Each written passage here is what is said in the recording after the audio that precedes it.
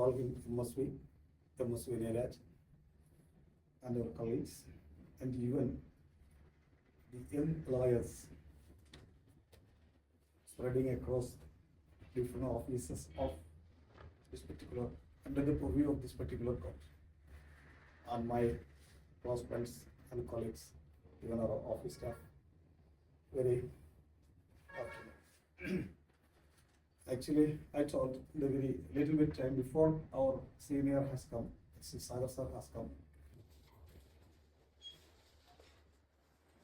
We will have a session on our professional ethics and decorum and the way we conduct ourselves in the court,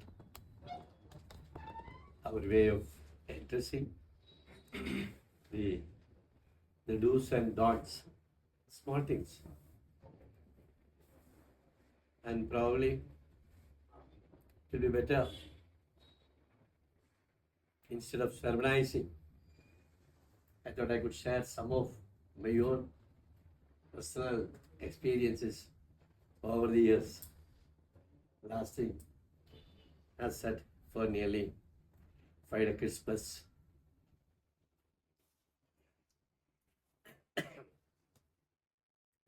It's a profession which opens up immense possibilities for somebody who is prepared to put his heart and mind and brain into it. And not a vocation for one who wants to be a lazy guy and unable to concentrate, hesitant to devote the dedication which is needed. Out of my own experience, I can tell you, friends, of the many juniors who have passed out of my chamber,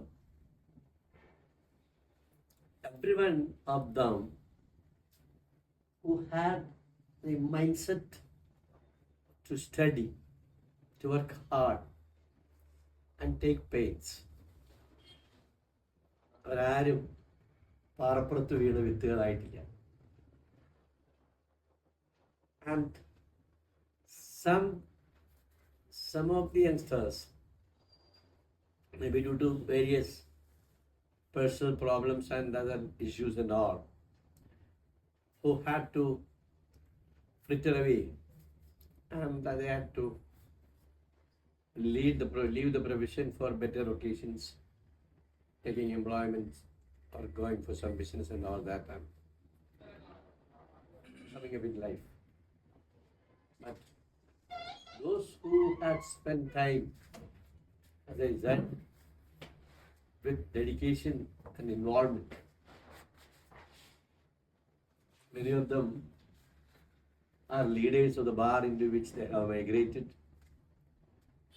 and are able to find a place in the profession as a noted lawyer.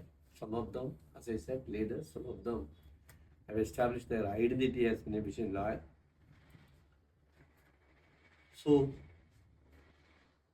that's to make a beginning. Now, how to go about it? Whether you go to the top, whether you occupy the middle rank, whatever be the position which you are able to establish in this new career, the way you conduct yourself, your manners, your approaches, your way of dealing with your colleagues, your way of dealing with the bench, and your way of dealing with your clients. All these things matters. For that, and our expressions, that's also very important. how exactly we are able to present our ideas. Present our ideas in a palatable manner. We can present an idea in many ways. When you argue a case, probably when you put across a proposition or an interpretation, whether it be of factual or legal, well, the judge may be giving out an idea which is rather contrary to our perception, suggesting that our approach is not the right approach, rather the approach which he is projecting may be the proper thing. Then some have that, no, Your Honor, it's not that way. Better not say that. No judge like to be told on his face, dubbing him that his approach is wrong. Not really judges, even we don't like, is it not? To be told that our approach is not the right one. You can put it this way. Well, Your Lordship, there's another way of looking at it. That's simply saying the same thing. But when you say, no, Your Honor, that is not the correct position, well, it is rather dubbing the judge on his face. Instead, when he say, yes, my Lord, yes, my Lord, that's true, my Lord, but there is another approach to the issue also, my Lord, that may be considered. And you present, you project your concept, your interpretation, your approach. That's doing the same thing. But the second mode will be, when you say, no, Your Honor, well, the judge gets a slight snub on his ego. അപ്പോൾ അടുത്ത അവസരത്തിൽ തിരിച്ചു വരേണ്ട ഇങ്ങോട്ട് തരാൻ വേണ്ടിയിട്ട് അയാൾ നോക്കിയിരിക്കും. മനസ്സിലായില്ലേ? Ultimately, it may end up in a spar of words. And you are sure to lose your case unless it is that solid good. Our language. I still remember an interesting occasion. That is way back, sometime during the 1980 or 81, etc.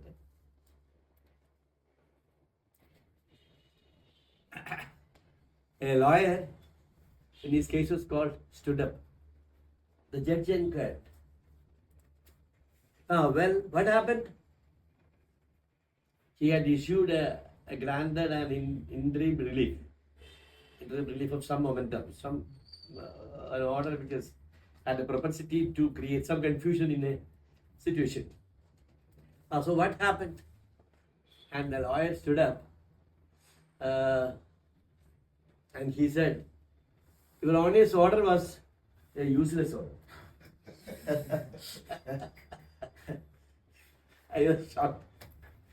In my younger days, 88 എന്നൊക്കെ പറയുമ്പോൾ കഷ്ടി 8-9 കൊല്ലം practice ഉള്ള സമയത്ത് Your Honor's order was a useless order.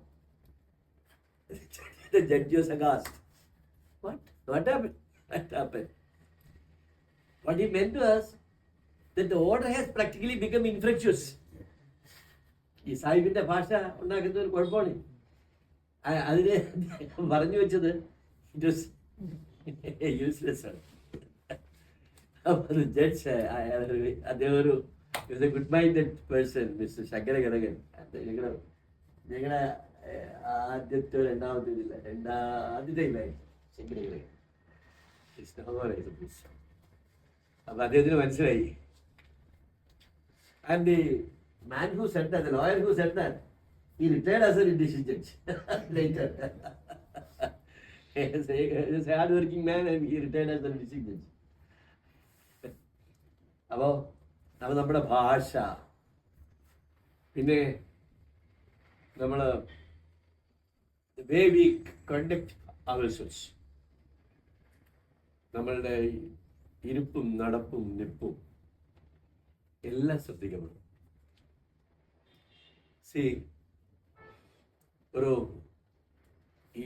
Once you get into the robe, you are an identified person. You are a person who is taken note of by your peers, by your relations, by the society, by the public at large. Whether it be in a public space or in a private space or in the court before the judge or before the client, ഒരു identify ചെയ്യപ്പെടുന്ന ഒരു വ്യക്തി എന്ന നിലയിലുള്ള ഒരു poster, ഒരു ഒരു ഒരു മുഖഭാവവും ഒരു ഭാവവും, അഹംഭാവം അല്ല, അതും ശകലം ആവശ്യമാണ്.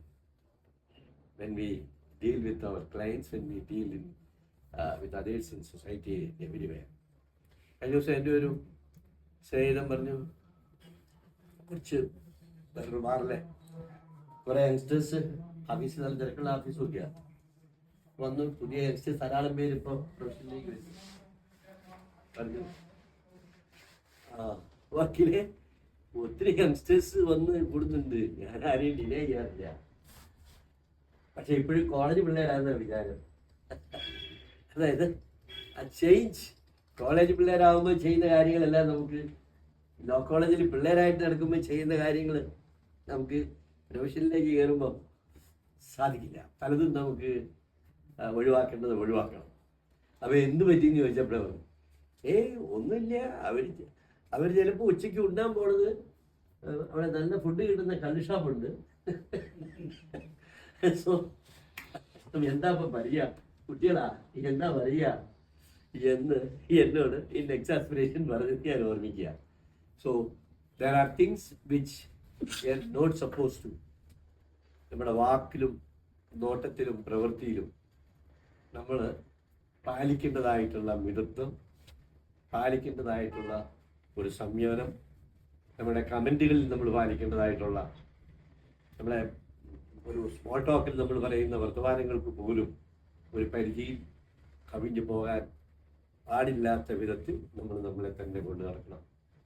അത് നമുക്ക് over the years that will add to the respect which we can command from society, from our own clan, from the bench, from the clerks, from everyone.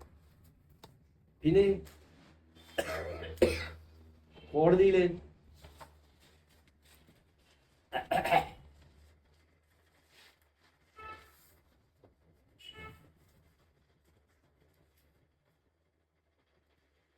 നമ്മൾ പലപ്പോഴും ഫേസ് ചെയ്യുന്ന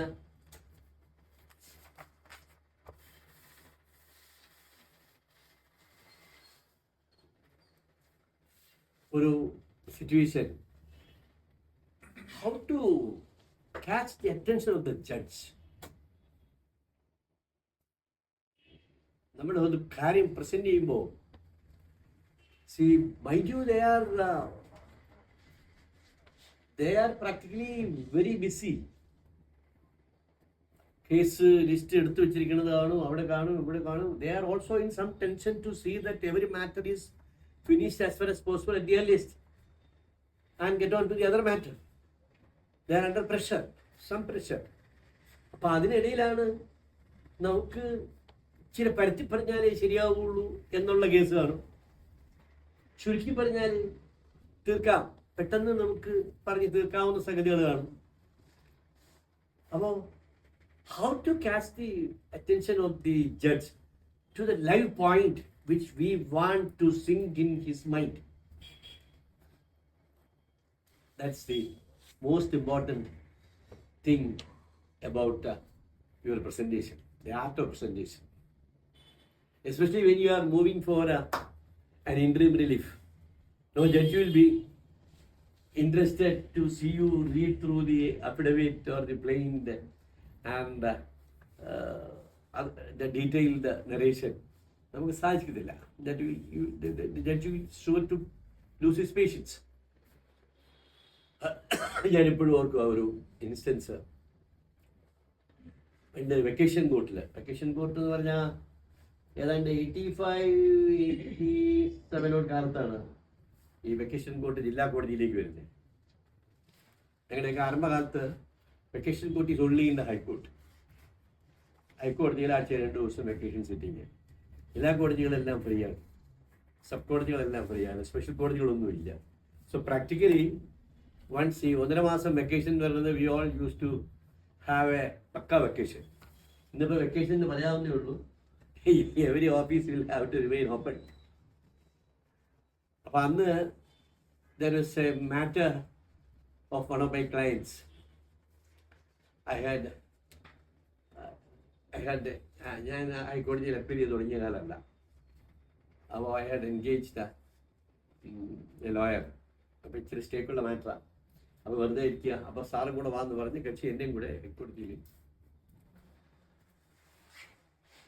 അപ്പോൾ ഒരു 100-300 ഐറ്റം ലിസ്റ്റ് ചെയ്തിട്ടുണ്ട് സിംഗിൾ ബെഞ്ചിൽ.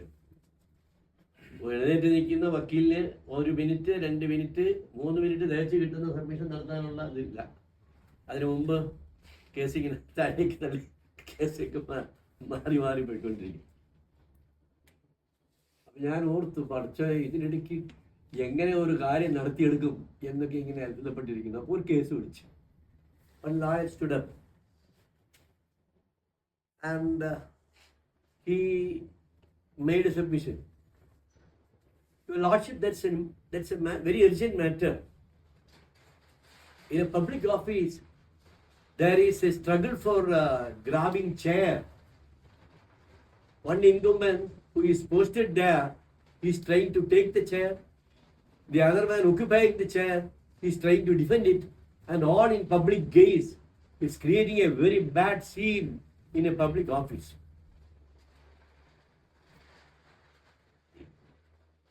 Three strokes and he caught the attention of the judge. അതിനകത്തൊരു technique ഉണ്ട്. ഒരു ഇൻട്രി ഓർഡർ മേടിച്ചുകൊണ്ട് പോയിട്ടുണ്ട് ഒരാൾ. സ്റ്റേ ഈ ഉദ്യോഗസ്ഥന്മാരുടെ സ്ഥലമാറ്റമൊക്കെ ആയിട്ട് ബന്ധപ്പെട്ടവൻ്റെയാണ്. അപ്പം ഈ ഓർഡർ ഉള്ളവൻ കസേര പിടിക്കാൻ ശ്രമിക്കുന്നു, അവിടെ ഇരിക്കുന്നവൻ അവന് കസേര ഡിഫെൻഡ് ചെയ്യാൻ ശ്രമിക്കുന്നു. അതൊരു ജനം അറ്റൻഡ് ചെയ്യുന്ന ഒരു പബ്ലിക് ഓഫീസിൽ നടക്കുന്ന ഒരു കസേര കളിയുടെ ഏറ്റവും അസുഖകരമായ ഒരു പിക്ചറ് 3 സ്ട്രോക്ക് കൊണ്ട് വരച്ചു. And what's the cause of that? The cause of that is the ex parte order of stay or something granted by that judge. So the public will be judging the judge. The finger will judge കളിക്കണോ? അത് കൊണ്ടു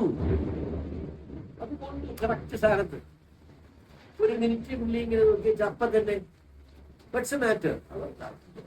ആ വക്കീൽ വളരെ ബ്രീഫായിട്ട് കാര്യം പറഞ്ഞു 1-2 minute കൊണ്ട് അതിൻ്റെ അപ്പം തന്നെ മറ്റേ വക്കീലിന് ഈ ഹർജിക്കാരൻ സ്റ്റേ മേടിച്ചിരിക്കുന്ന വക്കീൽ yes what you say mister. അപ്പം അവർ കൗണ്ടർ ഫയൽ ചെയ്തിട്ടേ ഉള്ളൂ. I want time, I district എന്ന് പറഞ്ഞ് there was so much of protestation and entreaty for adjournment of the case. Judge said, no, come on, no, this cannot be allowed to continue. I cannot allow this to continue. It's very bad. What do you say? അപ്പം തന്നെ വാദം കേട്ട് 3-4 minute കൊണ്ട് decision എടുത്ത് stay ചെയ്തിട്ടുണ്ട് case പോയി. അപ്പം ആ എഴുന്നേറ്റ് നിന്ന് ഈ ബഹളത്തിനിടയ്ക്ക് ആ ശ്രദ്ധ ഇങ്ങനെ ഈ 3 സ്ട്രോക്ക് കൊണ്ട് ശ്രദ്ധ വ്യക്തിയുടെ അറ്റൻഷൻ പിടിച്ചു വെത്തി സമയം പിടിച്ചു മേടിച്ച് കാര്യം നടത്തിയിട്ട് വക്കീൽ ആരാണെന്ന് അറിയാനായിട്ട് ഞാൻ അടുത്തിരുന്നു ഹൈക്കോടതിയിലുണ്ട്. എനിക്കറിയില്ല. ഹൈക്കോടതിയിലുള്ള എൻ്റെ അടുത്തിരുന്ന ഒരു വക്കീൽ, ആ വക്കീലിന്റെ പേരെന്താണെന്ന് TRG ആയിരുന്നു. one of the all-time brilliant lawyers of Kerala High Court. It's no more TRG ആയിരുന്നു. അതായത് നമ്മുടെ ജഡ്ജിൻ്റെയൊക്കെ സീനിയർ ഇപ്പോഴും ഉണ്ട് അവരുടെ ഓഫീസിൽ. അല്ല, അപ്പോൾ ഞാൻ പറഞ്ഞത്, so this is probably a very important point of when you go for presenting your case. Try to push the point which will strike his mind. And strike his mind at the best region. തലയ്ക്ക് തടി കൊടുക്കുന്ന പോലെ കൊടുക്കാവുന്നത് കുറ്റപ്പെടുത്താനല്ല, ആ ഇഷ്യൂവിന്റെ മർമ്മം എത്ര പെട്ടെന്ന് ഒരു ജഡ്ജിന്റെ മനസ്സിലേക്ക് അതിന്റെ ഒരു അംശമെങ്കിലും കേട്ടാൻ സാധിക്കുന്ന വിധത്തിൽ ഉള്ള സബ്മിഷൻ. പ്രോബ്ലി അത് നമുക്ക് ഏത് കേസ് പ്രസന്റ് ചെയ്യാൻ പോകുമ്പോഴും ഉപയോഗിക്കാവുന്ന, ഓർത്തിരിക്കാവുന്ന ഒരു ഒരു ഒരു സംഗതിയാണ് എനിക്ക് തോന്നുന്നത്. ആൻഡ് ഐ ഫോർ വൺ പലപ്പോഴും എനിക്ക് ഫീൽ ചെയ്തിട്ടുണ്ട്, പ്രത്യേകിച്ച് അത് എൻ്റെ എപ്പോഴും ആവശ്യം വരുന്നത്, പലപ്പോഴും അതിൻ്റെ വളരെ റിലവൻസ് വരുന്നത് നമ്മൾ ഈ ഇൻട്രീം റിലീഫിന് വേണ്ടിയിട്ട് എഴുന്നേറ്റ് നിന്ന ഒരു പെറ്റീഷൻ മൂവി ഉണ്ട്. മറ്റേ ഒരു ഫസ്റ്റ് അപ്പീല് സെക്കൻഡ് അപ്പീലൊക്കെ വാദിക്കാനായിട്ട് ഇരിക്കുമ്പോൾ naturally the judge is inclined to sit down and hear you at length. അല്ലാണ്ട് ഒക്കൂലല്ലോ, അതിനകത്തേക്ക് കടന്നെടുക്കാൻ പറ്റത്തില്ല. But in situations like presenting matters as brief as possible and still catching the attention of the court, that is a point which you can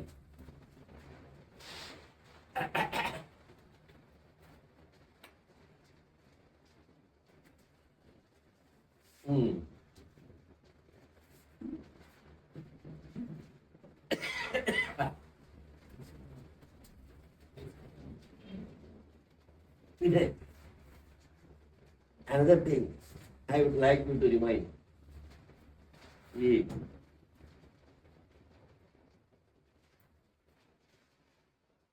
never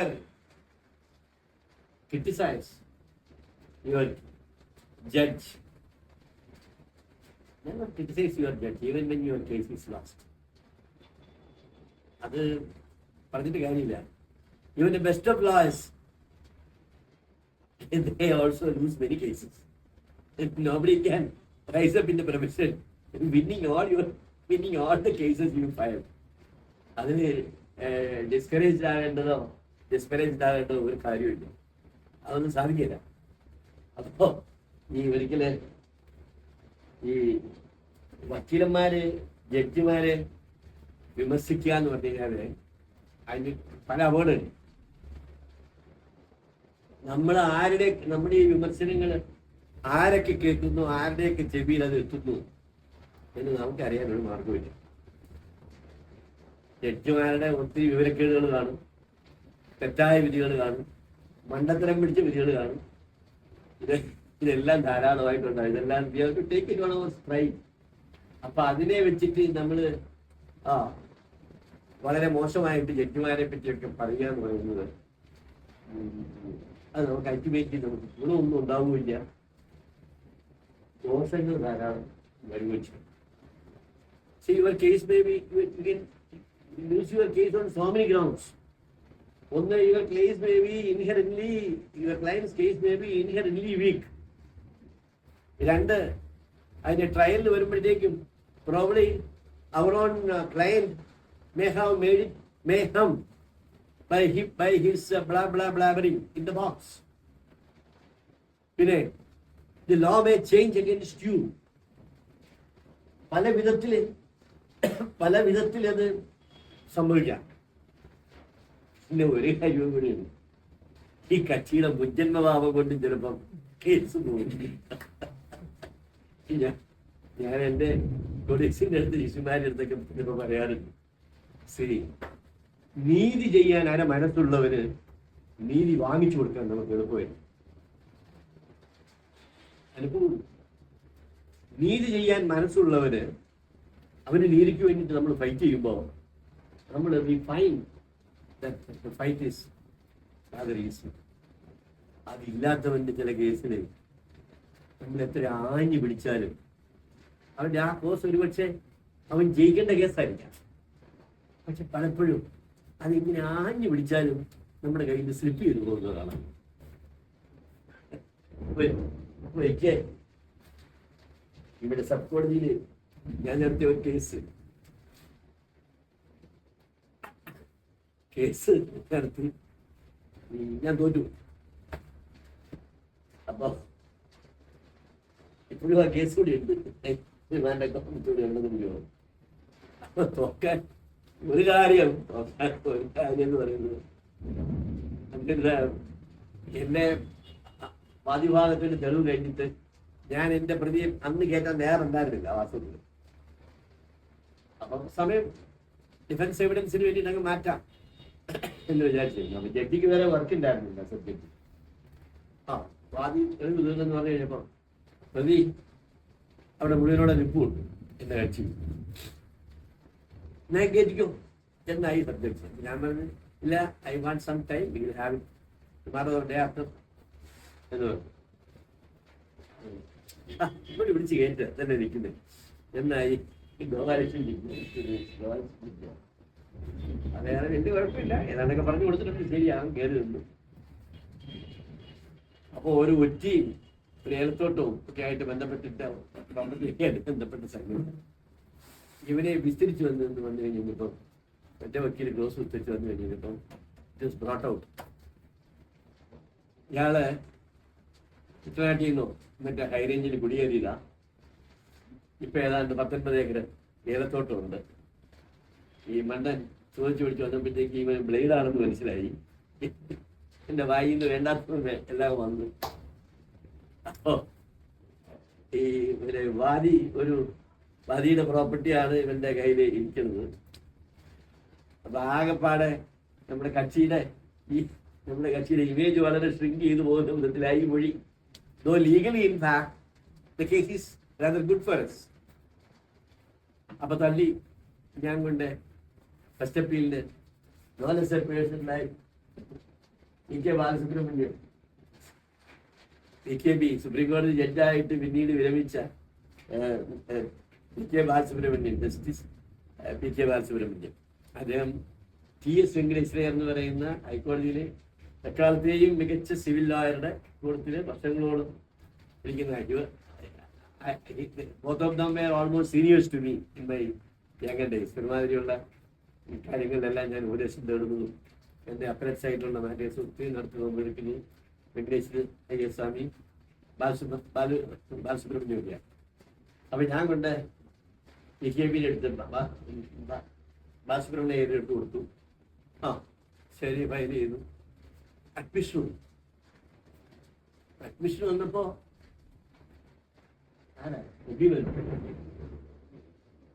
അപ്പൊ അങ്ങനെ എന്തോ judgement ഒക്കെ നോക്കിയിട്ട് അവരാ വന്നേ. First appeal admission normally admit stay of execution, stay granted എന്ന് പറഞ്ഞിട്ട് 1 മിനിറ്റോ 2 മിനിറ്റോ കൊണ്ടോ സാധാരണ രീതിയിൽ കേസ് അകത്താവും. ഒരു ഇന്റർവ്യൂ റിലീഫും കിട്ടും. പിന്നെ അത് പിന്നെ അപ്പീൽ റിപ്പോർട്ട്സ് എല്ലാം വരുത്തിയിട്ട് വാദം കേട്ട് MB sir mister Balasubramaniam there is nothing in it എന്ന് പറഞ്ഞിട്ട് തിരിഞ്ഞു പിടിച്ചു. അപ്പോ നമ്മുടെ Balu was practically taken argue ചെയ്തു. ചില വാശിയില് ഇങ്ങനെയല്ല, അപ്പടിയല്ല, ഇപ്പടിയല്ല എന്ന് പറഞ്ഞിട്ട് പിടിച്ചു നോക്കി. പിടിച്ചെന്ന് പറഞ്ഞത് തീരെ മോശക്കാരനല്ല. TS വെങ്കടേശ്വര സ്വാമിയുടെ ആഫീസിൽ 10-25 കൊല്ലമായിട്ട് നിൽക്കുന്ന സമയത്താണ് വളരെ ജഡ്ജി, ഹൈക്കോടതി ജഡ്ജി പറഞ്ഞു, okay do one thing, you get ready for arguing the matter. I shall someone the records urgently. അതായത് ഫസ്റ്റ് അപ്പീൽ അഡ്മിറ്റ് ചെയ്യാതെ തന്നെ അഡ്മിഷൻ്റെ ഏത് വാദം കേട്ട് തീരുമാനിക്കാം. കേസ് പറഞ്ഞു വെച്ചു, സ്റ്റേ കൊടുത്തില്ല. അപ്പൊ തന്നെ അദ്ദേഹം കീഴ്ക്കോടതി റെക്കോർഡ് വരാനായിട്ട് എഴുതി അർജന്റായിട്ട് അയക്കാൻ പറഞ്ഞു. കീഴ്ക്കോടതി റെക്കോർഡ് വന്നു കഴിഞ്ഞു. 3 ആഴ്ചക്ക് റെക്കോർഡ് വന്നു, പോസ്റ്റ് ചെയ്തു, വാദം കേട്ടു, അപ്പീൽ തള്ളി. അപ്പൊ അപ്പീൽ തള്ളി തീരുമ്പോ അതിന് സന്തോഷം. ഇവിടെ തന്നെ അത്യാവശ്യം ജയിച്ചു പോകാമെന്ന് വിചാരിച്ചിരുന്നത് ഇതേ കിടക്കണം ഹൈക്കോടതിയിലും. അപ്പൊ അത് കഴിഞ്ഞ് ഓഫീസിൽ ചെന്നപ്പോ ബാലസുബ്രഹ്മണ്യം പറഞ്ഞു, ഇടാ ആ കക്ഷിയുടെ കേസ് തോറ്റത് നീ വിഷമിക്കണ്ട, നീ നടത്താവുന്ന പോലെയൊക്കെ നടത്തിയിട്ടുണ്ട്, ഞാനത് ഇവിടെ പ്രസന്റ് ചെയ്യാവുന്ന പോലെ പ്രസന്റും ചെയ്തു. പക്ഷെ നമ്മൾ രണ്ടാളും വിചാരിച്ചിട്ട് രക്ഷപ്പെട്ടില്ല. കക്ഷിയുടെ മുജ്ജന്മ ഭാവമാണ്. അയാളുടെ മൊഴി വായിച്ചു നോക്കിയപ്പോ ഇയാളൊരു ഒടുക്കത്തെ ബ്ലേഡാണെന്ന് നിനക്കും തോന്നി കാണുമല്ലോ. അത് എംപീരെന്ന് പറഞ്ഞാൽ ഭയങ്കര ഒരു ജഡ്ജിയായിരുന്നു. പറഞ്ഞാൽ ഓൾവേസ് ലേബർ ലോയിൽ പ്രാക്ടീസ് തുടങ്ങി. സാധാരണ ലേബർ ലോയിൽ പ്രാക്ടീസ് തുടങ്ങി കുറച്ച് റെപ്യൂട്ടേഷൻ ആയി കഴിഞ്ഞാൽ പിന്നെ ലേബർ ലോയിൽ വർക്കേഴ്സിന്റെ പ്രാക്ടീസ് ആയിരിക്കും ആദ്യം കിട്ടുന്നത്. അതിൽ മിടുക്കനാണെന്നൊക്കെ കണ്ടു കഴിയുമ്പോഴത്തേക്കും പിന്നെ എംപ്ലോയേഴ്സ് മുതലാളിമാർ നമുക്ക് എടുത്തു വരും. പിന്നെ നമ്മൾ മുതലാളിമാരുടെ വക്കീലാവും, കാശ് ഇഷ്ടം പോലെ കിട്ടും. അങ്ങനെയാണ് ഈ ലേബർ ലോ പ്രാക്ടീസുകാർ. ആരെങ്കിലും ഉണ്ടോ ലേബർ ലോയിൽ ചെയ്തത്? അല്ല, സാധാരണ വളർച്ച എങ്ങനെയാണ്. അപ്പോൾ പക്ഷെ ഇദ്ദേഹം ലേബർ ലോയിൽ പ്രാക്ടീസ് ചെയ്ത് എംപ്ലോയീസിന്റെ മാത്രം വക്കാലത്തെ എടുക്കുകയുള്ളൂ എന്ന് ശരിച്ച് പ്രാക്ടീസ് ചെയ്യുന്നയാളാണ്. മനസ്സിലായില്ലേ? അപ്പൊ അങ്ങനെ ഒരു വലിയ പ്രിൻസിപ്പളോട്ട് ഇഷ്ടമായി. എങ്ങനെയും ഈ ജഡ്ജ്മെന്റ് പറ്റി വായിച്ചു വെച്ചിട്ട് ഇയാളെ പറ്റിയുള്ള സബ്ജക്ട് ചെയ്തിരിക്കുന്നത് കുറച്ചുകൂടി കേട്ടപ്പോഴത്തേക്കും some idea gods again his mind പോയി, കേസ് പോയി. അപ്പോൾ അതുകൊണ്ട് ഞാൻ പറഞ്ഞത്, കേസ് പല കാര്യം കൊണ്ട് നമുക്ക് നോക്കാം. മോശം കേസോ സ്ഥാനത്തിന് മൊഴിയിൽ വന്ന കുഴപ്പമോ എന്തെല്ലാം തെളിവിന്റെ അഭാവമോ ഒക്കെ കൊണ്ടുവരും. അതുപോലെ ഇങ്ങനെയും വരാം. അപ്പൊ ഇങ്ങനെയൊക്കെ സംഭവിക്കുമ്പോഴും നമ്മൾ അതിന് ജഡ്ജിയെ ഇച്ചിരി രൂക്ഷമായിട്ടൊക്കെ ആരടിക്കലും ഒക്കെ നമ്മുടെ സുഹൃത്തുക്കളുടെ കമ്പനിയിലാണെങ്കിലും സ്മോൾ ടോക്കിലാണെങ്കിലും ഒക്കെ അത് ശരിയല്ല എന്നുള്ള രീതിയിലൊക്കെ നമ്മൾ അറിയാതെ ചിലപ്പോൾ പറയാനുള്ള പ്രചോദനം ഉണ്ടാവും. കഴിയുമെങ്കിൽ അത് കണ്ടേ യൂണിവേഴ്സിറ്റി യുവർ മൈൻഡ്. അപ്പീല് നോക്കാം എന്ന് കക്ഷികൾ പറയാ. അതിനകത്ത് അപ്പീല് നോക്കാം. കക്ഷികൾ പറയാനുള്ള എളുപ്പമുള്ള ഒരു ഇതാണ്. അത് എനിക്ക് ശരിയായിടും. മനസ്സിലായില്ലേ? നമുക്ക് നമ്മുടെ മുഖം രക്ഷിക്കാൻ നമുക്ക് എളുപ്പത്തിൽ പറയാനുള്ള ഒരു കക്ഷിയെ ആശ്വസിപ്പിക്കാനുള്ള ഒരു വർത്തമാനമാണത്. അത് വേണ്ട. അത് നമ്മുടെ അപ്രോച്ച് ഈ ജഡ്ജിക്ക് ശരിയായില്ലെന്നേ ഉള്ളൂ. അതിനകത്ത് കാര്യമുണ്ട്. അപ്പീലിന് നല്ല പോലെ നോക്കാം, അല്ലെങ്കിൽ അപ്പീലിന് നല്ല വക്കീലിന്റെ നോക്കാം എന്നൊക്കെ പറഞ്ഞ് ആശ്വസിപ്പിക്കാൻ ശ്രമിക്കുകയല്ലാണ്ട് ഈ ക്രിട്ടിസൈസിംഗ് ജഡ്ജ് അത് ഒഴിവാക്കുക.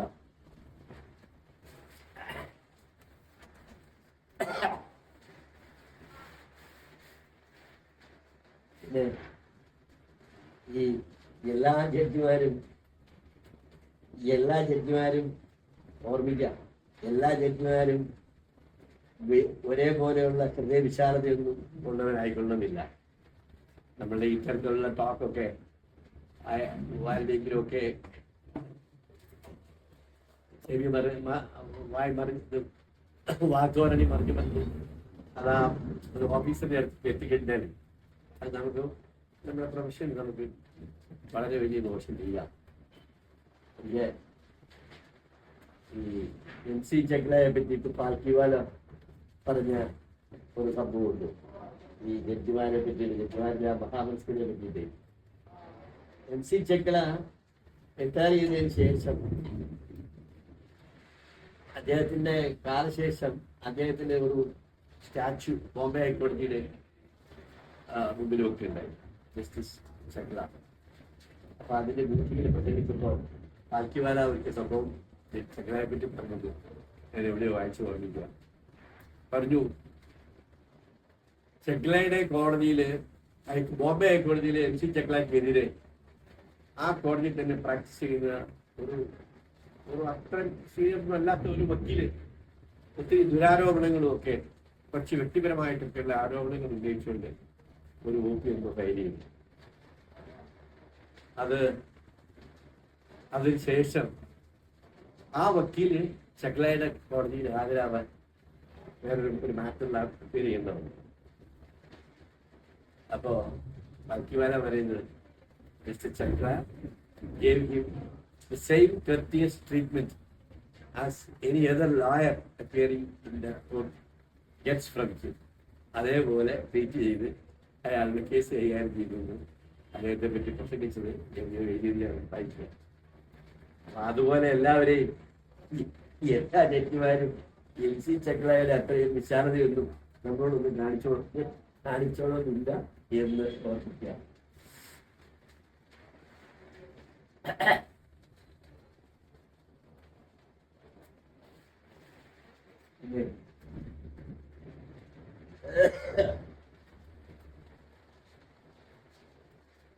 Of course, I was mentioning as to how to catch the attention of the court to your cause and to the vital part of your cause.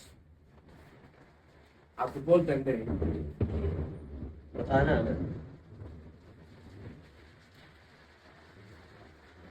meticulous preparation. That is something which we have to. ആ meticulous പ്രിപ്പറേഷൻ്റെ ഒരു അനിവാര്യത അതെത്ര പരത്തി പറഞ്ഞാലും മതിയാവില്ല. ഒരുപക്ഷെ അവിടെ എവിടെയൊക്കെ ഒന്ന് നോക്കിയാലും വേണമെങ്കിൽ പ്രസന്റ് ചെയ്യാൻ കുറേയെല്ലാം നമ്മുടെ മനസ്സിലുണ്ട്. ലീഗൽ പൊസിഷൻ ഏറെക്കുറെ നമുക്ക് അനുകൂലമാണ്. വെൽ, അറ്റയ്ക്കാൻ എന്ന രീതിയിൽ കേസ് പറഞ്ഞേക്കാം എന്ന് വിചാരിച്ചുള്ള ഒരു ഹാഫ് രീതിയിലുള്ള ഒരു പ്രിപ്പറേഷനുമായിട്ട് പ്രസന്റ് ചെയ്യാൻ പോകരുത്. Even if your case is a case of which you are sure and probably you are able to win it, but still that you have applied your mind to the controversy properly, applied your mind to the various phases of law touching that subject. ഇതെല്ലാം നമ്മുടെ മനസ്സിലൂടെ കടന്നു പോയിട്ടുണ്ട് എന്ന് നമ്മൾ case വാദം പറഞ്ഞു കഴിയുമ്പോൾ ആ ജഡ്ജിന്റെ പോകുന്നത് ഓരോ കേസാണെങ്കിലും അതിനകത്ത് ഇൻവോൾവ് ആയിരിക്കുന്ന ലീഗൽ ഇഷ്യൂസോ ഫാക്ച്വൽ ഇഷ്യൂസോ സംബന്ധിച്ച് പ്രസന്റ് ചെയ്യാവുന്ന അതിന്റെ അപ്രോച്ചസ് നമ്മൾ അഡോപ്റ്റ് ചെയ്തു എന്നൊരു ജഡ്ജി ഇതൊക്കെ തോന്നുമ്പോൾ അവിടെ നിങ്ങൾക്ക് ആ ജഡ്ജിയുടെ മനസ്സിൽ നിങ്ങളെ പറ്റിയുള്ള റേറ്റിംഗ് ഒരു ശകലം ഉയരും.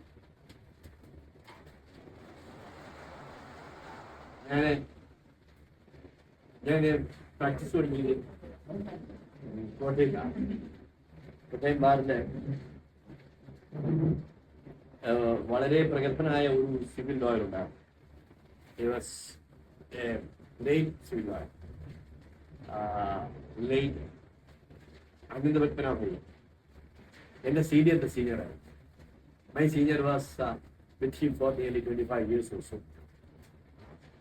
സ്വാമി എന്ന് പറഞ്ഞാൽ എല്ലാവർക്കും അറിയാം. അതായത് അക്കാലത്തെ ഏറ്റവും പ്രമാദമായ ഈ കേരളത്തിലെ ഏറ്റവും പ്രമാദമായ സിവിൽ ലിറ്റിഗേഷൻ എന്ന് പറയുന്നതാണല്ലോ പള്ളി കേസ്. ജാക്കബിറ്റ്സ് ഓർത്തഡോക്സ് വിഭാഗങ്ങൾ തമ്മിലുള്ള തർക്കത്തിന്റെ കേസ്. ആ കേസിന് 1957 സുപ്രീം കോർട്ടിലെ ഡിസിഷൻ വന്നിട്ടുണ്ട്. ആ ഡിസിഷന് ഉപോത്ബലകമായ വിചാരണ നടക്കുന്ന 1939 കോട്ടയത്താണ്. സ്പെഷ്യൽ കോർട്ട് വെച്ച് വി കൃഷ്ണയ്യരുടെ സ്പെഷ്യൽ ജഡ്ജായിട്ട് വെച്ച് രാവിലെ മുതൽ ഉച്ചവരെ റെഗുലർ കേസുകളും ഉച്ച കഴിഞ്ഞ് ഈ പള്ളി കേസിന്റെ വിസ്താരവും അതങ്ങനെ മാസങ്ങളോളം നീണ്ടാണ് അതിന്റെ വിധിയത്. ആ കേസില് പിൽക്കാലത്ത് പാത്രിയർക്കീസായ സാക്കാ ബാബ തിരുമേനി എന്ന് പറഞ്ഞിട്ട് അതിന്റെ പ്രധാന കക്ഷിയുടെ അദ്ദേഹത്തിന്റെ വക്കാലത്ത് 39ാമത്തെ വയസ്സിൽ ഹോൾഡ് ചെയ്ത പുള്ളിക്കാരാണ് ഈ അരുണോപരാജ്. കേരളത്തിലെ നൂറ്റാണ്ടിന് മേൽ പഴക്കമുള്ള കോംപ്ലിക്കേറ്റഡ് സിവിൽ ലിറ്റിഗേഷനിലെ ഒരു വക്കാലത്ത് പ്രധാന കക്ഷിയുടെ ഒരു വക്കാലത്ത് 39ാമത്തെ വയസ്സിൽ ഏറ്റെടുക്കാനുള്ള സാമർഥ്യം കാണിക്കുക എന്ന് പറയുന്നത് അങ്ങനെയുള്ള ആളായിരുന്നു ഈ അരുണോപരാജ്. അദ്ദേഹത്തിന് കൂടെ ആയിരുന്നു എന്റെ സീനിയർ മധ്യവർത്തി പ്രാക്ടീസ്. ഒരിക്കൽ സ്വാമി സബ് കോടതിയിലോ മറ്റേ ഒരു കേസ് വിസ്തരിച്ചുകൊണ്ടിരിക്കുക. അപ്പൊ സ്വാമിയുടെ ഒരു അപ്പീൽ ജില്ലാ കോടതിയിൽ അവിടെ എടുത്തു വെച്ചിരിക്കുന്നു. അന്നത്തെ ജില്ലാ ജഡ്ജി വലിയ ചൂടനായിരുന്നു. മാറ്റിയല്ല, എടുത്തു വെച്ചിരിക്കുക. ചില പഴയ കേസൊക്കെ. അപ്പൊ അവിടെ ഈ ഉദ്യോഗസ്ഥൻ ഓടി വന്ന് സബ് കോടതിയില് സ്വാമി വായിച്ചുകൊണ്ട് നിൽക്കുന്നതിന്റെ വഴിയിലും എന്റെ സീനിയർ രാധാകൃഷ്ണൻ സ്വാമിയുടെ അടുത്ത് വിവരം പറയുന്നു. എന്റെ സീനിയർ സ്വാമിയുടെ ഗൗനെ പിടിച്ച് പതുക്കെ വലിക്കുന്നു. നിൽക്കുന്നിട്ട് പറയുന്നുണ്ട് ഗൗനെ പിടിച്ച് പതുക്കെ വലിക്കുന്നു. കാരണം എങ്ങനെയെങ്കിലും അവിടെ ഒന്ന് ചലനമില്ല. അതിന്റെ സബ്ജക്റ്റ് നല്ലൊരു മനുഷ്യനായിരുന്നു. അങ്ങനെ കണ്ടു സ്വാമിയുടെ ഈ ഗവനെ പിടിച്ച് എന്റെ സീനിയർ വലിച്ച് ശ്രദ്ധ എടുക്കാനായിട്ട് ശ്രമിക്കുന്ന വിവരം കണ്ടു. അപ്പൊ അദ്ദേഹം പറഞ്ഞു, okay mister Iyer, we will have it another day. It appears you are wanted in the other court. You can leave. എന്ന് പറഞ്ഞ് സബ്ജക്റ്റ് അനുവാദം കൊടുത്തു. അപ്പൊ തൊഴിൽ ചപ്പ തന്നെ സ്വാമി ഓടി ജില്ലാ കോടതി ചെന്നപ്പോഴത്തേക്കും അവിടെ ഈ ജഡ്ജി വാസ് അവിടെ തൊഴിൽ ഉന്നയിച്ച് വേഗം കെട്ടഴിച്ച് പിന്നെ കെട്ടാ സ്വാമിയുടെ പുറത്തുള്ള കെട്ടെല്ലാം വലിയ കെട്ടേ കാണുള്ളൂ. കോംപ്ലിക്കേറ്റഡ് സ്വാമിയുടെ കെട്ടുണ്ടാവും. എന്നിട്ട് പുള്ളി നിന്ന് ആർഗ്യ ചെയ്ത് തുടങ്ങി. ഒരു മണിക്കൂർ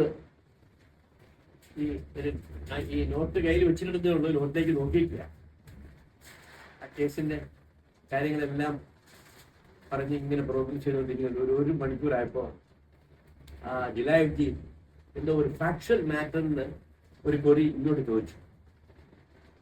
അപ്പൊ അത് നോക്കാൻ വേണ്ടിയിട്ട് ഈ നോട്ട്സ് ഇങ്ങനെ വരച്ചു. അപ്പൊ നോട്ട്സ് മറിച്ചപ്പോഴാ സ്വാമിക്ക് മനസ്സിലായത് ആ വാദം പറയുന്ന കേസിന്റെ കെട്ടല്ല അഴിച്ചിരുന്നത്. വാദം പറഞ്ഞുകൊണ്ടിരുന്ന പറയേണ്ട കെട്ടല്ല അഴിച്ചത്. അപ്പൊ ഇങ്ങനെ നോക്കിയിട്ട് അപ്പോഴാ മനസ്സിലായത്. വേഗം ഈ നോട്ടങ്ങ് മാറ്റി വെച്ചിട്ട് ആ ശരിയായ കെട്ടെടുത്ത് അഴിച്ച് നോട്ടെടുത്ത് ജില്ലാജി ഇത് കണ്ടോണ്ടിരിക്കുക. അപ്പോ ജില്ലാജി had a patronizing smile on his face. അപ്പോ ജില്ലാജി പറഞ്ഞു, യെസ് മിസ്റ്റർ അയ്യർ, ഏതാണ്ട് 4 മണി സമയമായി. Yes mister Iyer, you are arguing with the wrong notes in your hands till now. Okay, now you can argue with the right notes. It appears you are very tired today. We will have it another day. എന്ന് പറഞ്ഞിട്ട് ആ case അടുത്ത ദിവസത്തേക്ക് judge മാറ്റി കൊടുത്തു. ആ judge മറ്റാരുമല്ല, പിൽക്കാലത്ത് ഹൈക്കോടതി ജഡ്ജിയായ ബാലകാരനാണ്. ഞാനൊക്കെ ചെല്ലുമ്പോഴും അദ്ദേഹത്തെ അവിടെ ജില്ലാ ജഡ്ജിയായിട്ടുണ്ട്. അപ്പോ എന്റെ കോടതിയില് കേസ് വിളിച്ചപ്പം ഇല്ല എന്ന് പറഞ്ഞ് ഒരുമാതിരി ഫെറ്റിംഗ് ആൻഡ് ഫ്യൂമിംഗ് മൈൻഡ് സെറ്റിൽ ഇരുന്ന ഒരു ജഡ്ജി, ആ ജഡ്ജിയുടെ ഒരു മണിക്കൂർ ആ വക്കീലിന്റെ പ്രസന്റേഷൻ കഴിഞ്ഞപ്പോഴത്തേക്കും അദ്ദേഹത്തിന്റെ മനസ്സിൽ ഉണ്ടായ അപ്രീസിയേഷൻ, അതായത് അദ്ദേഹം സ്വാമിയെ പറ്റി അപ്രീസിയേഷൻ ഇല്ലാഞ്ഞിട്ടല്ല, എന്നാലും ആ മൂഡ് മാറിയത് എത്ര ഭംഗിയായിട്ട് മാറി, വേറെ നല്ല കാര്യമുണ്ടോ. അതാണ് ഒരു മെറ്റിക്കുലസ് പ്രിപ്പറേഷൻ എന്ന് പറയുന്നത്. അത് പ്രത്യേകിച്ച് ഈ യങ്സ്റ്റേഴ്സ് നിങ്ങളൊക്കെ പ്രസന്റ് ചെയ്യുമ്പോൾ അത് വളരെ ശ്രദ്ധിക്കും. 4 കേസ് നിങ്ങളൊരു ജഡ്ജിനെ എടുത്ത് പ്രസന്റ് ചെയ്യുമ്പോൾ ആ 4ലും നിങ്ങളതിനകത്ത് നിങ്ങളുടെ മൈൻഡ് അപ്ലൈ ചെയ്തിരിക്കുന്നു. അതിനകത്ത് അപ്ലൈ ചെയ്യാവുന്ന ലീഗൽ പൊസിഷൻ വർക്കപ്പ് ചെയ്തിരിക്കുന്നു. അത് അപ്ഡേറ്റ് ചെയ്തുകൊണ്ട് നിങ്ങൾ പ്രസന്റ് ചെയ്തു വെച്ച് ഇറങ്ങിപ്പോരുമ്പോൾ ഉണ്ടല്ലോ, ആ പയ്യൻ കൊള്ളാമല്ലോ എന്ന് മനസ്സിൽ കുറിച്ചിടുക. നാളെ നിങ്ങളൊരു ഇന്റർവ്യൂ റിലീഫ് സീനിയർ പറഞ്ഞു വിടുക, ആ പെറ്റീഷൻ മൂവ് ചെയ്തേടാ, ഞാൻ കാണിയല്ല, അല്ല അതിനകത്തൊരു ഇഞ്ചക്ഷൻ മൂവ് ചെയ്തേരെ, ഒരു സ്റ്റേ മൂവ് ചെയ്തേരെ എന്ന് പറഞ്ഞ് നിങ്ങളുടെ ചുമലിൽ വിട്ടാൽ ആ ജഡ്ജിയുടെ മുമ്പിൽ നിങ്ങൾ ചെന്ന് അത് മൂവ് ചെയ്യുമ്പോൾ 49% നിങ്ങൾക്ക് സ്റ്റേ തരാനുള്ള ന്യായം ഉണ്ടെങ്കിൽ പോലും നിങ്ങളോടുള്ള അദ്ദേഹത്തിന്റെ ആ റേറ്റിംഗ് ഉണ്ടല്ലോ, മനസ്സിലുള്ള ആ അപ്രീസിയേഷന്റെ അംശം, അതാ 1% കൂടെ 2% കൂടെ അതിന്റെ കൂടെ ആഡ് ചെയ്യപ്പെടും. അപ്പൊ 51% ആവും. മിക്കവാറും നിങ്ങൾക്ക് അവിടെ നിന്ന് ഒരു ഫേവറബിൾ ഇൻട്രീ ബോർഡുമായിട്ട് തുടങ്ങിയിട്ടുണ്ടെങ്കിൽ യാതൊരു സംശയമൊന്നും. എന്നോട് ഒരിക്കൽ ബാറില് ഞാൻ തൊഴിലേക്ക് പോരുന്ന കാലമൊക്കെ ആയപ്പോഴത്തേക്കും എനിക്ക് കോടതി വരാൻ പോകുന്നു, ജസ്സാറൊക്കെ അങ്ങോട്ട് പോവുകയാണ് എന്നുള്ളത് എല്ലാവർക്കും അറിയാമായിരുന്നു. എന്റെ നാടിതാണെന്നൊക്കെ അറിയാമായിരുന്നു. അപ്പൊ PT Mathew retired judge retire ചെയ്തു, കോട്ടയംകാരനാണ്. റിട്ടയർ ചെയ്തിട്ട് അവിടെ പ്രാക്ടീസ് ലക്ഷറി പ്രാക്ടീസ്. അപ്പൊ എന്റെ സീനിയറിന്റെ വലിയ അടുത്ത സ്നേഹിതനാണ്. സമയമുള്ളപ്പോഴൊക്കെ ആഫീസിൽ വന്നിരുന്നു ലാത്തി അടിച്ച് ഒക്കെ ഇരിക്കുന്നയാളാണ്. അപ്പോൾ ഒരു ദിവസം കോടതിയിൽ വെച്ചിങ്ങനെ അപ്പോൾ നീ പോകാൻ തീരുമാനിച്ചു ഇല്ലേടാ? എനിക്ക് പോകണം സാർ, പക്ഷേ നാളേക്ക് അവരാണല്ലോ, അതുകൊണ്ട് ഞാൻ പോകും. കുഴപ്പമില്ല, നീ പോകണം, നല്ലപോലെ വർക്ക് ചെയ്തോണം.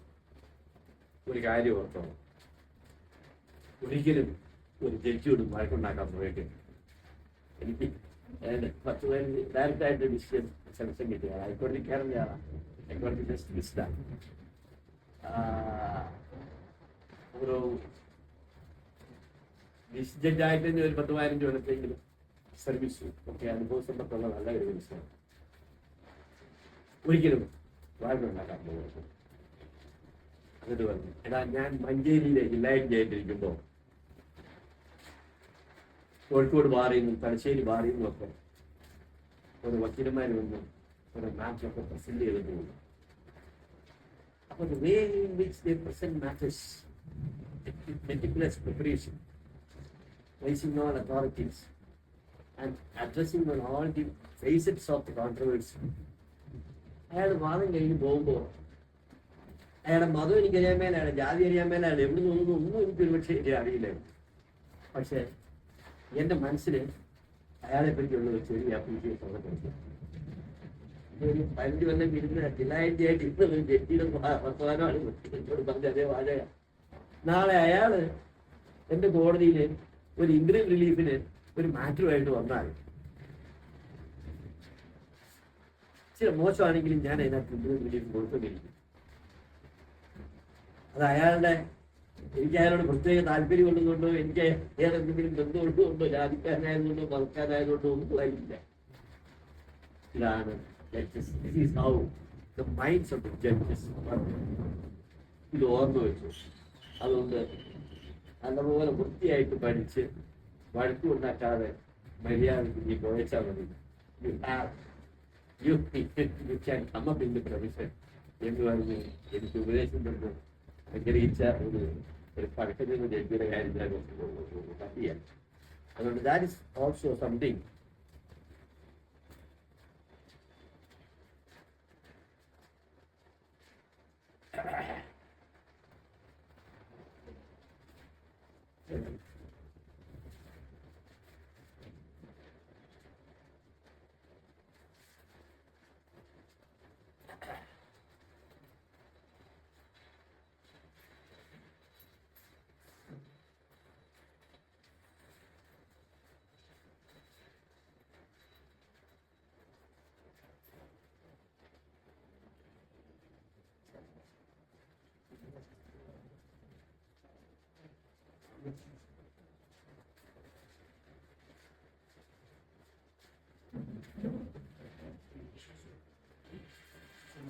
പിന്നെ നമ്മുടെ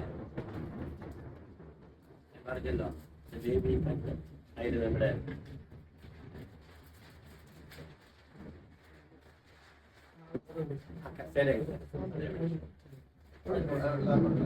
അതേപടി പൊക്കിയെടുക്കാം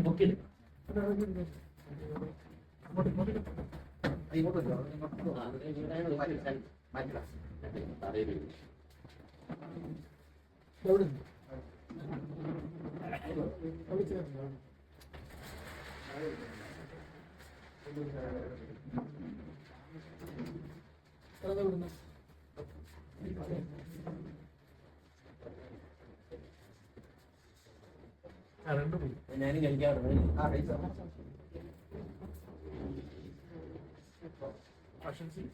വെള്ളമുണ്ട് കേട്ടോ,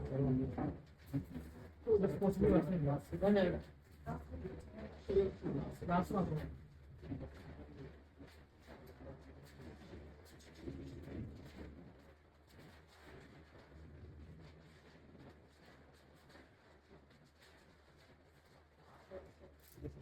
അസലായിരിക്കണം. നിങ്ങളെ ആൻഡ് പിന്നെ കളറൊക്കെ ആയതുകൊണ്ട് പിടിച്ചാലും പിടിച്ചാലും ഒന്നും അറിയില്ല. പക്ഷേ ഞങ്ങളുടെ ഒരു സീരിയൽ ഉണ്ടായിരുന്നു, നിങ്ങൾ ഓർമ്മയുണ്ടെന്ന് അറിയില്ല. ഇവിടെ വർഗീസ് സാറ് സന്നദ്ധ എടുത്തപ്പോൾ ഉള്ള ഒരു കോട്ട ആയിരുന്നു. അത് മാറിയിട്ടില്ല. ഏത് 50 കൊല്ലമായപ്പോഴും.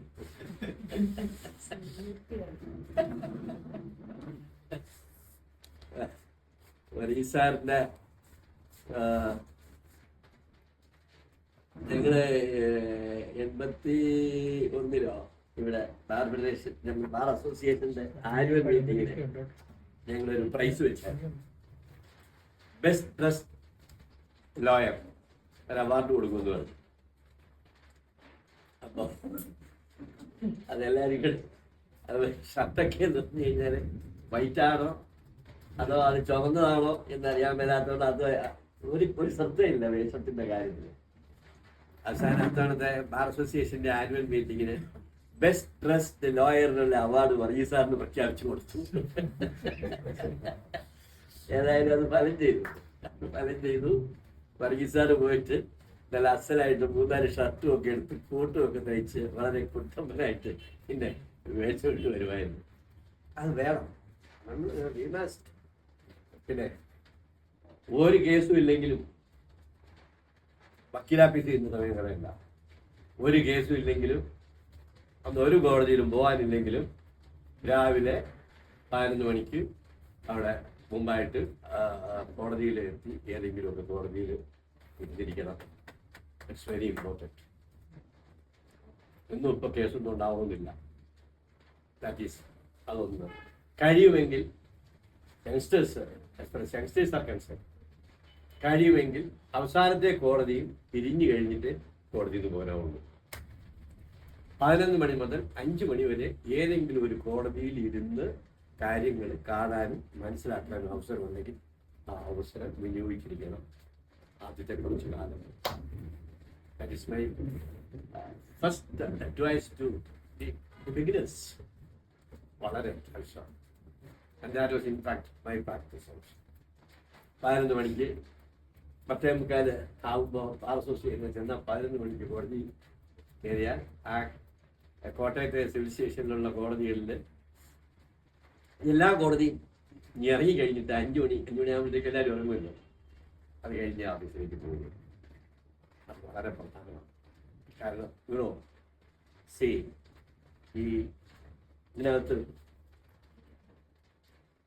before you get a chance for physical involvement in a case, whether it's a case which the client is directly given entrusted you, or whether you are handling the case of your senior, before you get a chance to do that, you must undergo the process of mental involvement in the case.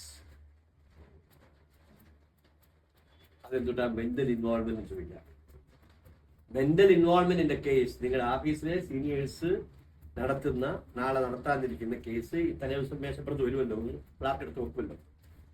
ആ കേസിന്റെ പ്ലീഡിങ്സും അതിലെ controversy എന്താണെന്ന് മേറെക്കുറെ ഒന്ന് മനസ്സിലാക്കിയിട്ട് ആ senior ആ കോടതിയിൽ അത് വിസ്തരിക്കുമ്പോൾ നല്ല മാർഗം ഉണ്ടെങ്കിൽ ആ കോടതിയിൽ പോയിരുന്ന് അത് ഫോളോ ചെയ്യണം. അപ്പോൾ how exactly your senior is tackling A situation, how exactly your senior is handling a witness in the box who is quite adverse to you, ഇതെല്ലാം ഈ മെന്റൽ ഇൻവോൾവ്മെന്റിലൂടെയാണ് നമ്മൾ മനസ്സിലാക്കുക. That's process in this mental involvement. Case കിട്ടിയിട്ട് എനിക്ക് 2 case 4 കേസും ഒക്കെ കിട്ടിയിട്ട് പഠിച്ചു തുടങ്ങാം എന്ന് വിചാരിക്കുന്നവൻ നീന്തൽ പഠിച്ചും വെച്ചിട്ട് വെള്ളത്തിലിറങ്ങാം എന്ന് വിചാരിച്ച് കരക്കിരിക്കുന്നതിനുള്ളൂ. അവൻ കരക്കിരിക്കുള്ളൂ, നീന്താൻ അവസരം ഉണ്ടാവില്ല. So the process of mental involvement, ഓഫീസിലുള്ള സകല ഫയൽസും റെഗുലർ ആണെങ്കിൽ, കാരണം ഒരു 2 മാസം കൊണ്ട് മിക്കവാറും 2-3 മാസം കൊണ്ട് ഈ ഓഫീസിലുള്ള ഫയൽസ് മുഴുവനും മേശപ്പുറത്തൂടെ ഒരു റൗണ്ടെങ്കിലും കയറി ഇറങ്ങി നടക്കൂലോ. ഒരു പോസ്റ്റിംഗെങ്കിലും വരും. പോസ്റ്റിംഗ് വരുമ്പോൾ തലേ ദിവസം കേസ് മേശപ്പുറത്ത് വരും. സാറ് നോക്കണ കേസാ, അത് മറ്റേ സാറ് നോക്കണ കേസാ. എന്നാ നാളെ എന്തിനാ ഇരിക്കുന്നത്? മിസ്റ്ററോട് ചോദിച്ചു എന്തിനാ ഇരിക്കുന്നത്? അത് നാളെ അവധിക്ക് പറ്റിയാൽ മതി, പ്രേഫോർ ടൈം പറഞ്ഞാൽ മതി. തീർന്നു, പ്രേഫോർ ടൈം പറഞ്ഞാൽ മതി. അപ്പൊ നാളെ വെച്ച് നാളെ 4 കോടതിയിൽ പ്രേഫോർ ടൈം പറഞ്ഞാൽ മതി. രാവിലെ 10 മണിക്ക് ഞാൻ നാളെ 4 കേസിൽ, നാളെ 2 കേസിൽ 4 കേസിൽ പ്രേഫോർ ടൈം പറയണം. അല്ലെങ്കിൽ ഒരു കേസിൽ റിട്ടൺ സ്റ്റേറ്റ്മെന്റ് ഫയലിംഗ് എന്ന് പറയണം. അല്ലെ കൗണ്ടർ ബീയിങ് ഫയൽഡ് എന്ന് പറയണം, ബസ്. അപ്പൊ എന്റെ ജോലി തീർന്നു. നോ, അതല്ല നിങ്ങളുടെ ജോലി. That is the least important part of your job. That is practically the job of the clerk of this office. ഇവിടുന്ന് വക്കീലാഫീസിൽ നിന്ന് കോടതിയിലേക്ക് പോകണം. ഗുമസ്തം വിചാരിച്ചാൽ ആ കേസ് കിട്ടുകൊണ്ട് ആ കോടതിയിൽ ഇരുന്നേച്ച് ഒരു വക്കീൽ കേസ് വിളിക്കുമ്പോൾ സാറേ ഫയലിംഗ് റിട്ടേൺ സ്റ്റേറ്റ്മെന്റ് ഒന്ന് പറഞ്ഞു തരുന്നു. ഏത് വക്കീലിനോട് പറഞ്ഞാലും filing return statement, defendant filing return statement പറയും, ഇല്ലേ? പറയും. അപ്പൊ അത് നിങ്ങളുടെ ജോലിയല്ല. അതിന് നിങ്ങളില്ലെങ്കിലും പ്രശ്നമില്ല. അതിന് ഒന്നോ രണ്ടോ ക്ലാർക്കന്മാരുണ്ടെങ്കിൽ ഓഫീസിൽ വളരെ സ്മൂത്ത് ആയിട്ട് പോകും. പോരാ, every file that comes on the table in the evening, ആ ഈവനിങ് ടൈമിൽ ഒരു 2 മണിക്കൂറെങ്കിലും ഓഫീസിലിരുന്ന് ഈ ഫയൽസ് ജസ്റ്റ് എല്ലാം ഒന്ന് പരിചയപ്പെടും. അത്ര എല്ലാം പഠിക്കണ്ട. വലിയ ഘട്ടമൊക്കെ ആണെന്നുണ്ടെങ്കിൽ അതിൻ്റെ മുകളിൽ തന്നെ അതിൻ്റെ അന്യായവും അതിൻ്റെ പത്രികയും അതിൻ്റെ ഇഷ്യൂസും അതിനകത്ത് വല്ല ഇടക്കാലം അറിഞ്ഞു കൊടുത്തിട്ടുണ്ടെങ്കിൽ അതൊക്കെ അതിൻ്റെ മുകളിൽ കാണും. അത് 1, 2, ഒരു 5, 8, 10 പേജ് വായിക്കുമ്പോഴത്തേക്കും you will get a controversy in your head. അത് നിങ്ങളുടെ മനസ്സിൽ കിടക്കും. അടുത്ത റൗണ്ടിൽ ആ കേസ് വരുമ്പോഴും അതിനകത്ത് ഇന്ന് ചെയ്യാനുണ്ടല്ലോ എന്ന് നിങ്ങൾ തന്നെ ഓർക്കും. സീനിയറിന്റെ ശ്രദ്ധയിൽപ്പെട്ടില്ലെങ്കിലും സാർ അതിനകത്ത് ഇന്ന ഹർജിക്ക് ഒരു ആക്ഷേപം കൊടുക്കാനുണ്ട് കേട്ടോ എന്ന് നിങ്ങളുടെ സീനിയർ ശ്രദ്ധയിൽപ്പെടുത്തും. അങ്ങനെ 4 കേസിന് 10 കേസിന് നിങ്ങളത് ചെയ്യുന്നത് കാണുമ്പോൾ your senior gets a confidence in you to entrust the matter with you. നാളെ എന്തെങ്കിലും അസൗകര്യം ഉണ്ടെങ്കിൽ എടാ നീ അത് നോക്കിയിട്ടുള്ളതല്ലേ, അത് ആ സാക്ഷി ഇന്നതാ വരാൻ പോകുന്നത്, എൻ്റെ ചോദ്യം ഇന്ന രീതിയിലൊക്കെ ഇന്ന് നിനക്ക് മനസ്സിലായിട്ടുണ്ടല്ലോ, ഇന്ന രീതിയിൽ 4 ചോദ്യം ചോദിച്ചാൽ മതി, സാരില്ല, കുഴപ്പമുള്ള എന്ന് പറയും. Every senior will be happy to entrust a matter with വലിയ സ്റ്റേക്കുള്ള മാറ്റർ ആദ്യമായി നിങ്ങളെ ഒന്നും ഏൽപ്പിക്കാൻ പറ്റില്ലല്ലോ. ബിക്കോസ് വല്ലവരും അവന്റെ ജീവനും സ്വത്തും ഒരു കടലാസിൽ ഒപ്പിട്ട് നമ്മളെ ഏൽപ്പിച്ചിരിക്കുന്നതാണ്. അപ്പൊ നാച്ചുറലി നമുക്ക് അതിനോട് ഉത്തരവാദിത്തമുണ്ട്. പക്ഷെ വലിയ കോൺസിക്വൻസ് ഒന്നും വരാനില്ലാത്ത സംഗതിയിൽ അത് ഓഫീസിലെ പിള്ളേരാരെങ്കിലും ഒക്കെ നോക്കിയിട്ടുണ്ടെന്നുണ്ടെങ്കിൽ well go ahead with it, do it this way, ഇന്നതൊക്കെ നോക്കിച്ചാൽ മതിയടാ, ഇന്ന ചോദ്യങ്ങൾ ഇന്ന രീതിയിലൊക്കെ ഉണ്ട്. പക്ഷെ അത് നിങ്ങളുടെ സീനിയർ നിങ്ങളോട് പറയണമെങ്കിൽ എന്ത് വേണം? Senior must get A confidence that you have looked at the matter, that you are looking at other matters also, you are following things as to how exactly things are taking shape in a case, in the court and in the office. Adana, it is that stage what I would call the mental involvement. By this continuous mental involvement in various cases of your own office, and then when the involvement in the cases being fought by others in court, you are equipping yourself for the physical involvement. And the moment you are able to instill the confidence in your senior that, well, this junior, that junior is coming up, he has almost developed his self-confidence, acquired his self-confidence to stand up and present things എന്ന് നിങ്ങളുടെ സീനിയറിന് അല്ലെങ്കിൽ നിങ്ങളുടെ ഓഫീസിലുള്ള മറ്റ് സീനിയേഴ്സിന് ബോധ്യമാകുന്ന മുറയ്ക്ക് നിങ്ങൾ തിരക്കാവും. അത് ബോധ്യമാകുന്നതിനും വരെ നിങ്ങൾക്ക് പണിയുന്നുണ്ട്. നിങ്ങൾക്ക് തിരക്കാകണമെങ്കിൽ at the earliest equip yourself to reach that level.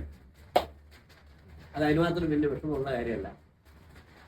ഒരു 1 year ഡെഡിക്കേറ്റഡ് ആയിട്ട് ഓഫീസിലെ കേസുകൾ നോക്കി കോടതിയിൽ ഞാൻ ഈ പറഞ്ഞ പോലെ 10 മണി മുതൽ 5 മണി 11 മണി മുതൽ 5 മണി വരെ ഇരുന്ന് പ്രൊസീഡിങ്സ് ചെയ്തുകൊണ്ടിരുന്നാൽ ശരാശരി ഐക്യമുള്ളവരും he will definitely get a level of confidence and he will naturally become an asset to that office for the coming years. And every senior in your office, every elders in your office will be only glad to make use of your service.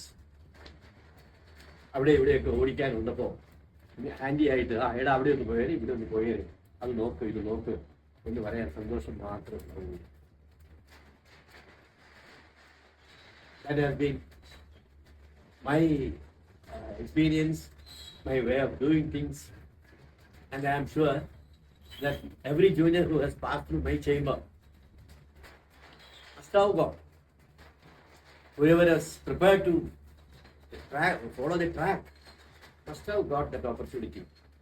And without availing that opportunity and without taking that pains proudly, you may not be able to come up the ladder in life. ഈ കോടതിയിൽ പോയിരുന്ന് watch ചെയ്യുമ്പോൾ മറ്റു വക്കീലന്മാർ നടത്തുന്നതും watch ചെയ്തുകൊണ്ടിരിക്കും. ഞാനൊരിക്കൽ എൻ്റെ younger ഡേയ്സിൽ junior ഡേയ്സിൽ ഇങ്ങനെ സബ് കോടതിയിൽ ഉച്ച കഴിഞ്ഞ് ഇങ്ങനെ ഇരിക്കുക. ഒരു വക്കീൽ അവിടെ ഒരു പൊന്നുമല കേസ് വിസ്തരിച്ചുകൊണ്ടിരിക്കുക. അപ്പോൾ എൻ്റെ തൊട്ടടുത്ത മിസ്സസ് കെരിതോൾ സാറ് ഞങ്ങളുടെ ബാറിൻ്റെ ആ കാലത്ത് ഏറ്റവും തിരക്കുള്ള വക്കീലന്മാരിൽ ഒരാളാണ് കോട്ടയം ബാറിൽ. അത് കഴിഞ്ഞാൽ അദ്ദേഹം 78 കിലോമീറ്റർ അജിലായിട്ടായിട്ട് പോകുന്നത്. എനിക്ക് എൻ്റെ സുപ്രീം കോടതി. അപ്പോൾ എൻ്റെ അടുത്ത് ഇങ്ങനെ ഇരുന്നേക്ക് എനിക്ക് ഈ പൊന്നുമല കേസ് ഒന്നും വലിയ വിവരമില്ല. എനിക്ക് just 1 year or less than 2 years കൊണ്ട് ഉള്ളപ്പോഴാണ് സംസാറിൻ്റെ ഇതൊന്ന് കഴിഞ്ഞിട്ട് വേണം സംസാറിൻ്റെ എന്തോ മാറ്റർ എടുത്തു വെച്ചിട്ടുണ്ട്. അദ്ദേഹത്തിന് അത് പറഞ്ഞിട്ട് പോകാൻ വേണ്ടിയിട്ട് ഇങ്ങനെ 7 ആയിട്ട് ഇങ്ങനെ ഇരിക്കുക. അപ്പം ഈ പൊന്നുമല കേസിൻ്റെ വിസ്താരം ഇങ്ങനെ പ്രോഗ്രസ് ചെയ്തുകൊണ്ടിരിക്കുക. എനിക്ക് തന്നെ തോന്നുന്നുണ്ട് ഈ വക്കീലിന്റെ വിസ്താരം ശരിയാകുന്നില്ല. ഒന്നും അറിയാൻ മേലാത്ത തോന്നുന്നു. സംസാറിൻ്റെ തുടക്കുന്ന രീതി പറഞ്ഞു, mister Sagar, you must watch these proceedings very carefully. ഞാനിങ്ങനെ എന്തും പറഞ്ഞു, വലിയ വാച്ച് ചെയ്യാൻ വലിയ കാര്യമില്ല എന്നെ നിർത്തിട്ട് തോന്നിയിരിക്കുന്നതാണ് സംസാർ എന്നോട് പറഞ്ഞു. അപ്പോൾ ഒന്ന് നിർത്തിയേക്ക് പറഞ്ഞു, so that you shall not emulate it. മനസ്സിലായില്ലേ? അപ്പൊ സമർത്ഥമായിട്ട് വക്കീലന്മാർ നടത്തുന്ന കേസും സമർത്ഥമായി നടത്തേണ്ട കേസ് ആ സാമർഥ്യം പ്രദർശിപ്പിക്കാതെ നടത്തുന്നതും ഇതെല്ലാം കണ്ടുപഠിക്കാനുള്ള അവസരം എന്ന് പറയുന്നത് കോർട്ടിലെ കുറെ അവേഴ്സ് നമ്മൾ സ്പെഷ്യൽ. അതിൽ ഒരിക്കലും ലോകം കാണിക്കരുത്. പിന്നെ കോടതിയിലിരുന്ന് എസ്പെഷ്യലി യങ്സ്റ്റേഴ്സ്, ഞങ്ങൾ മുതിർന്നവർ ചിലപ്പോൾ മുമ്പിൽ എത്തിച്ച വർത്താനമൊക്കെ പറഞ്ഞു മരിക്കും. ശകല ഡിസ്റ്റർബൻസ് ഒക്കെ തോന്നിയാലും ഇവർ ജയിക്കുമാരും ഞങ്ങളുടെ നേരെ മുമ്പ് കുറിപ്പിക്കാനൊന്നും വന്നിരിക്കത്തില്ല. പക്ഷെ നിങ്ങളുടെ പിള്ളേര് കോടതിയിലിരുന്ന് കൊടവണമെന്നുണ്ടെങ്കിൽ വർത്താനം പറഞ്ഞാൽ ഒരു ചെറിയ ഡിസ്റ്റർബൻസ് ജഡ്ജിക്ക് ഉണ്ടാകാൻ അവസരം കൊടുക്കരുത്. ചിലപ്പോൾ വൈകി വീഴുന്നത് എന്താണെന്ന് പറയാൻ പറ്റില്ല, മോശമല്ലേ? That also you must bear in mind. പിന്നെന്താ ഫിസിക്കൽ ഇൻവോൾവ്മെന്റ് ആയി മെൻഷൻ. പിന്നെ നമ്മൾ കോർട്ടിൽ ഉപയോഗിക്കുന്ന ഭാഷയിലോ ഒരു തരം കൊളോക്കിയൽ ലാംഗ്വേജ് ഉണ്ടല്ലോ. കഴിഞ്ഞ ദിവസം കോടതിയിൽ നിന്നപ്പോൾ ജില്ലാ കോടതിയിൽ നിന്ന് വേറൊരു മിനിസ്റ്ററെ കോടതി ഇങ്ങോട്ടൊന്ന് ചോദിച്ചപ്പോൾ യെസ് യുവർ ഓർഡർ എന്ന് പറയുന്നതിന് വരെ യാ എന്ന് പറയുന്നത് നോ. അതൊക്കെ നമ്മൾ ഇവിടെ ഇരുന്നുകൊണ്ട് അങ്ങോട്ടും ഇങ്ങോട്ട് സംസാരിക്കുന്ന ഉപയോഗിക്കാനുള്ള ശൈലിയാണ്. അതുപോലെ ക്ലൈന്റിനെ പറ്റി പറയുന്നത് ദ ഗൈ. ഒന്നും പാടില്ല. In court, addressing the judge to the hearing of all concerned, നമ്മുടെ കക്ഷിയെ പറ്റിയിട്ടോ അല്ലെങ്കിൽ എതിർ കക്ഷിയെ പറ്റിയോ that guy, no, your client or your opposite party, no guy he is. ഒരിക്കലും അങ്ങനെയുള്ള രീതിയിലുള്ള റെഫറൻസുകൾ നമ്മുടെ വായിൽ നിന്ന് വരാതിരിക്കാൻ ശ്രദ്ധിക്കണം. അത് മോശമാണ്. അത് ചില ജഡ്ജിമാർ ചൂടന്മാരും ജഡ്ജിമാരാണെങ്കിൽ ചിലപ്പോൾ നമ്മളെ അതിന്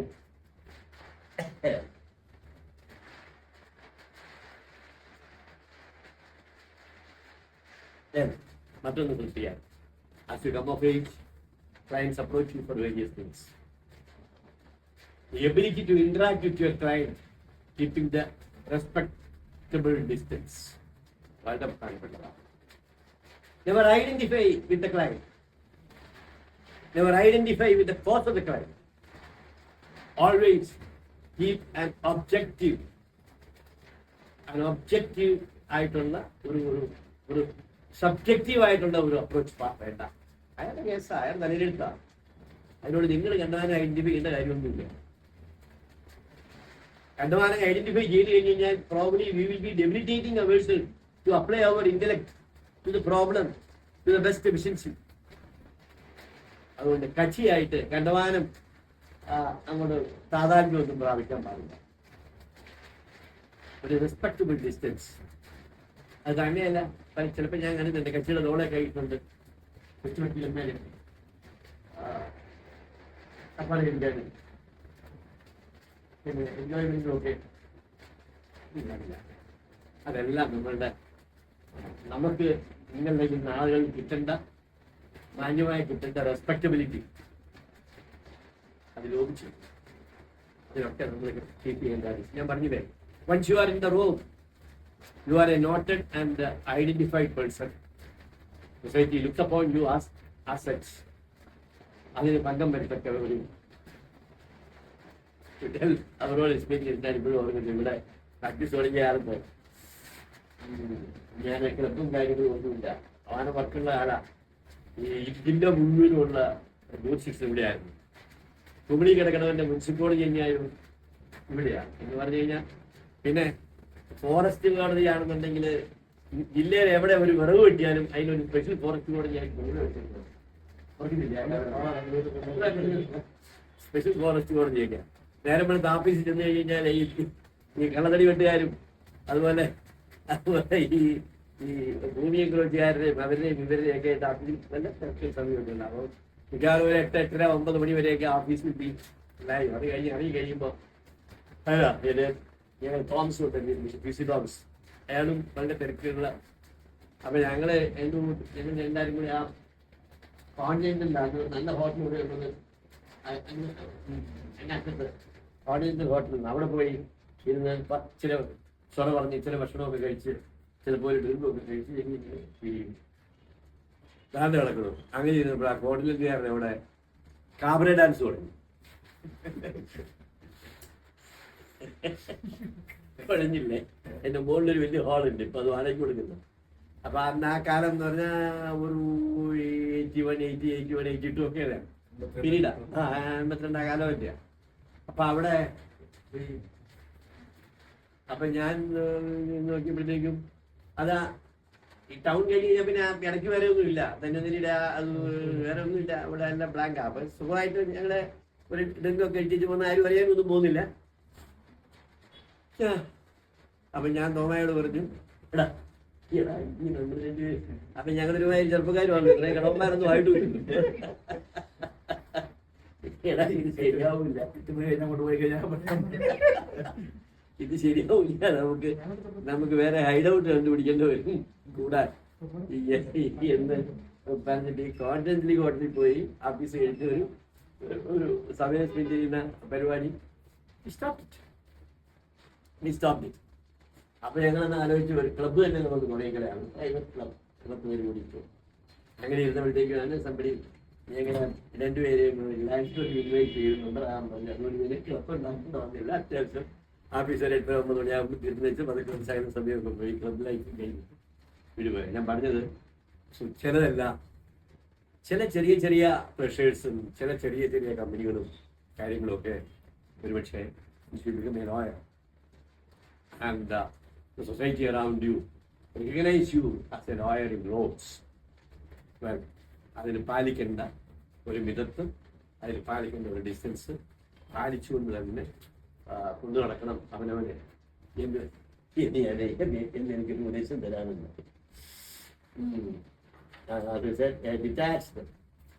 ഡിറ്റാച്ച്ഡ് ഇൻവോൾവ്മെന്റ്.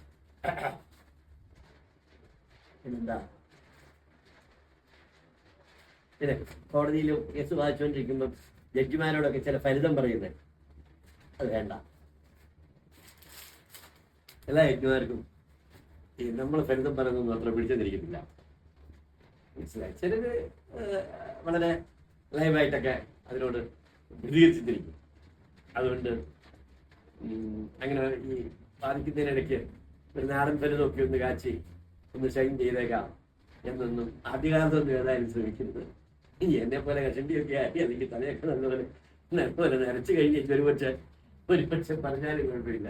അതുകൊണ്ട് അത് ഞാനിപ്പോഴും ഈ ഫലിതം പറയാതെ കോടതിയിലെ ഫലിതം പറയാത്ത കാര്യം ചിലപ്പോൾ It's a bit of humor from the bench and from the bar.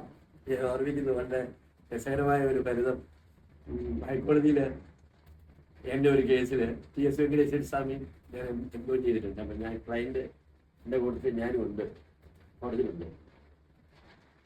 അപ്പോൾ വെങ്കടേശ്വര സ്വാമിയുടെ ശിഷ്യനായിരുന്നു CS ആൻഡേഴ്സ് അയ്യർ. അദ്ദേഹമാണ് മറ്റേ സൈഡ് ഒരു പെറ്റീഷൻ മൂവ് ചെയ്തേക്കുക, സ്റ്റേ ചോദിച്ചിരിക്കുക. അപ്പോൾ അതിനെ ഒപ്പോസ് ചെയ്യാൻ വേണ്ടിയിട്ട് ഞാൻ സ്വാമിയുടെ ഇരിക്കുക. അങ്ങനെ അന്വേഷൺ അയ്യർ നല്ലപോലെ പറഞ്ഞ കാര്യങ്ങൾ. അന്വേഷൺ അയ്യർ എന്ന് പറഞ്ഞാൽ സ്വാമിയുടെ കൂട്ടത്തിൽ നിന്ന് പോയതാണ്. അത് കഴിഞ്ഞ് എൻ്റെ സ്വാമി എഴുന്നേറ്റു, വെങ്കടേശ്വര സ്വാമി TSV എഴുന്നേറ്റ് The full facts have been misstated to Lordship. Facts mistake ചെയ്യാന്ന് പറയുന്നത് ഒരു ഒഫൻസാണ്. വക്കീലുമാർ സ്റ്റാൻഡേർഡ് വക്കീലുമാർ ചെയ്യാൻ പാടില്ല. ഫാക്ട്സ് മേല് നമ്മൾ പറയുന്നത് കറക്റ്റ് ആയിരിക്കണം. It must be in the pleadings, അല്ലെങ്കിൽ നമ്മുടെ കേസ് ആയിരിക്കണം. അല്ലാതെ അതിന് പുറമേ ഉള്ളത് ഫാക്ട്സ് ഹാവ് ബീൻ മിസ്റ്റേറ്റഡ് എന്ന് ഒരൊറ്റ അടി. അങ്ങനെ ജീവിച്ചാതേര എല്ലാം പെട്ടെന്നല്ല, ജീവിച്ചാതേര ബെഞ്ച് എൻ്റെ സ്വാമി ഇങ്ങനെ നോക്കിയിട്ട് ആ സിറ്റുവേഷൻ ഡിഫ്യൂസ് ചെയ്യാൻ വേണ്ടി പറഞ്ഞു. He must have learned it from you only, Mr. Iyer.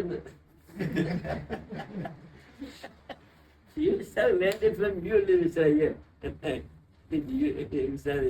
അപ്പൊ സ്വാമി വിട്ടില്ല, TSV എടുത്തായി പറഞ്ഞു. But he didn't learn the whole thing, Milord. That is the rub. അപ്പൊ അവിടെ നല്ല അഭിഷേക കോട്ടല്ലേ, നല്ല തിരക്കുള്ള കോട്ടം. അവിടെ ഇരുന്നവരെല്ലാവരും, എല്ലാവർക്കും അറിയാമല്ലോ അവരെല്ലാം അവിടുത്തെ സീനിയേഴ്സ് അല്ലേ, എല്ലാവരും ആഞ്ഞ് ചിരിച്ച് ജഡ്ജിയും എൻജോയ് ചെയ്തു. അപ്പൊ എന്ന് പറഞ്ഞാൽ അങ്ങനെ ഒരു ടീച്ചറിനൊക്കെ ഒരുപക്ഷെ ഫലിതവും കാര്യങ്ങളും ഒക്കെ പറയാനായിട്ട് പറ്റും. പക്ഷെ നമ്മുടെ യങ്സ്റ്റേഴ്സ് അങ്ങനെ പറയുമ്പോൾ ചെല്ലാൻ നിൽക്കുന്നവർക്ക് തോന്നും അത്ര പിടിച്ചു വരത്തില്ല. പിന്നെ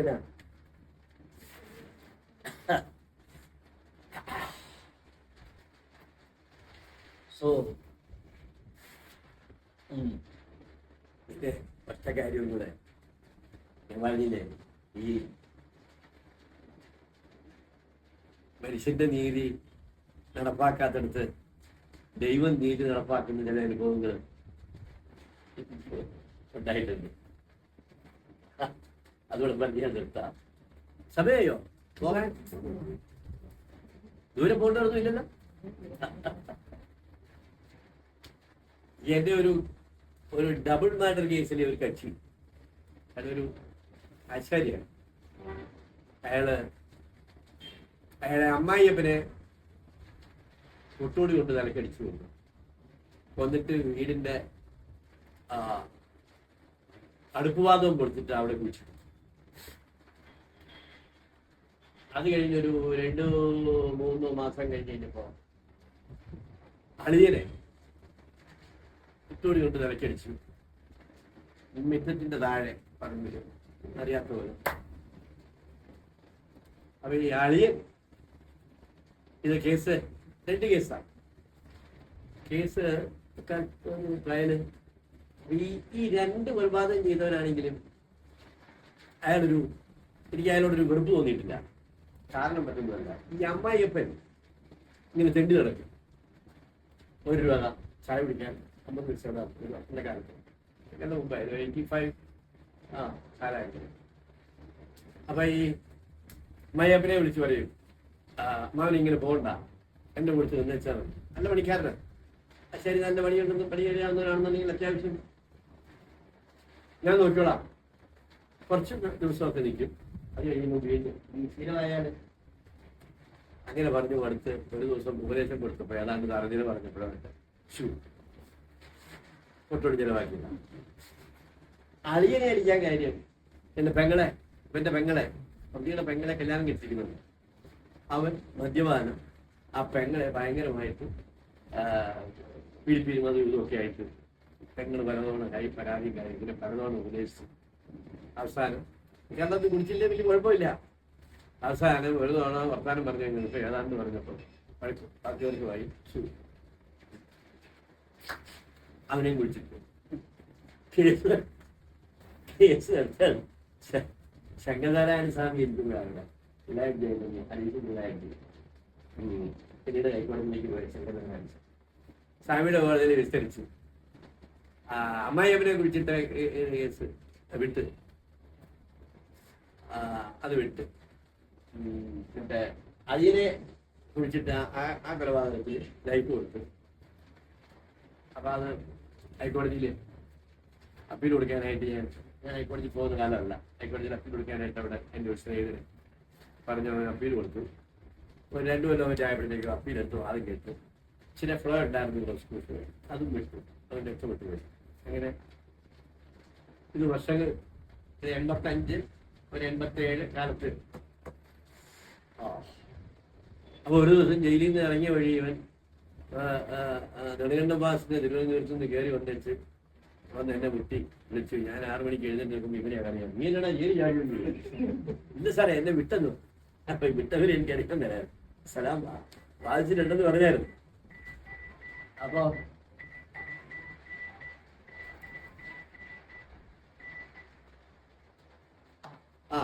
ശരി, മര്യാദയൊക്കെ നടന്നു എന്നൊക്കെ പറഞ്ഞു.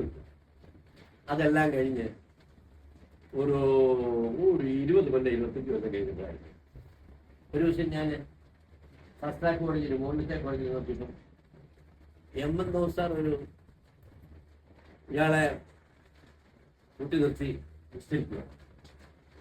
എന്റെ പഴയ കച്ചിയാണ്. അപ്പൊ ഞാൻ എന്റെ ഏതോ മാറ്റർ അവിടെ ഉള്ളതുകൊണ്ട് ഞാനും കൂടി ചെന്നതാണ്.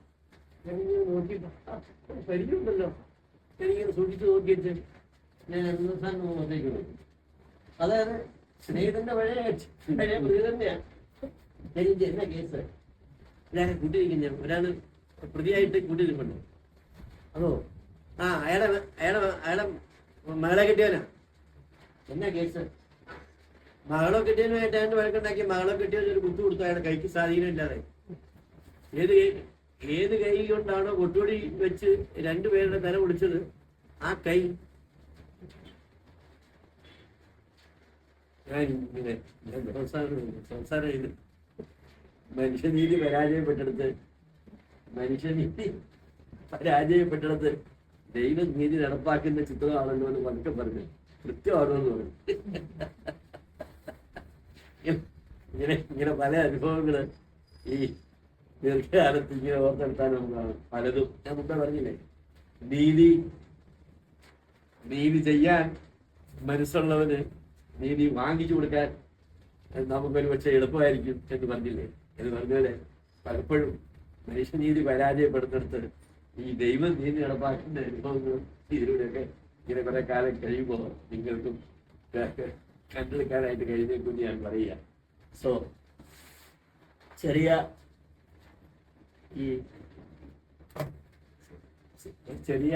സംഭാഷണത്തിലൂടെ എന്തെങ്കിലുമൊക്കെ ചെറിയ കാര്യങ്ങൾ നിങ്ങളുടെ മനസ്സിൽ പറ്റിപ്പിടിക്കാൻ ഇടയായാൽ എനിക്ക് സന്തോഷമാണ്. ഒറ്റ കാര്യം കൂടെ പറഞ്ഞേക്കാം. റിമെമ്പർ, ഈ പ്രൊഫഷൻ എന്ന് പറയുന്നത് ഒരു ധനസമ്പാദനത്തിന് വളരെ സാധ്യതയുള്ള ഒരു പ്രൊഫഷൻ.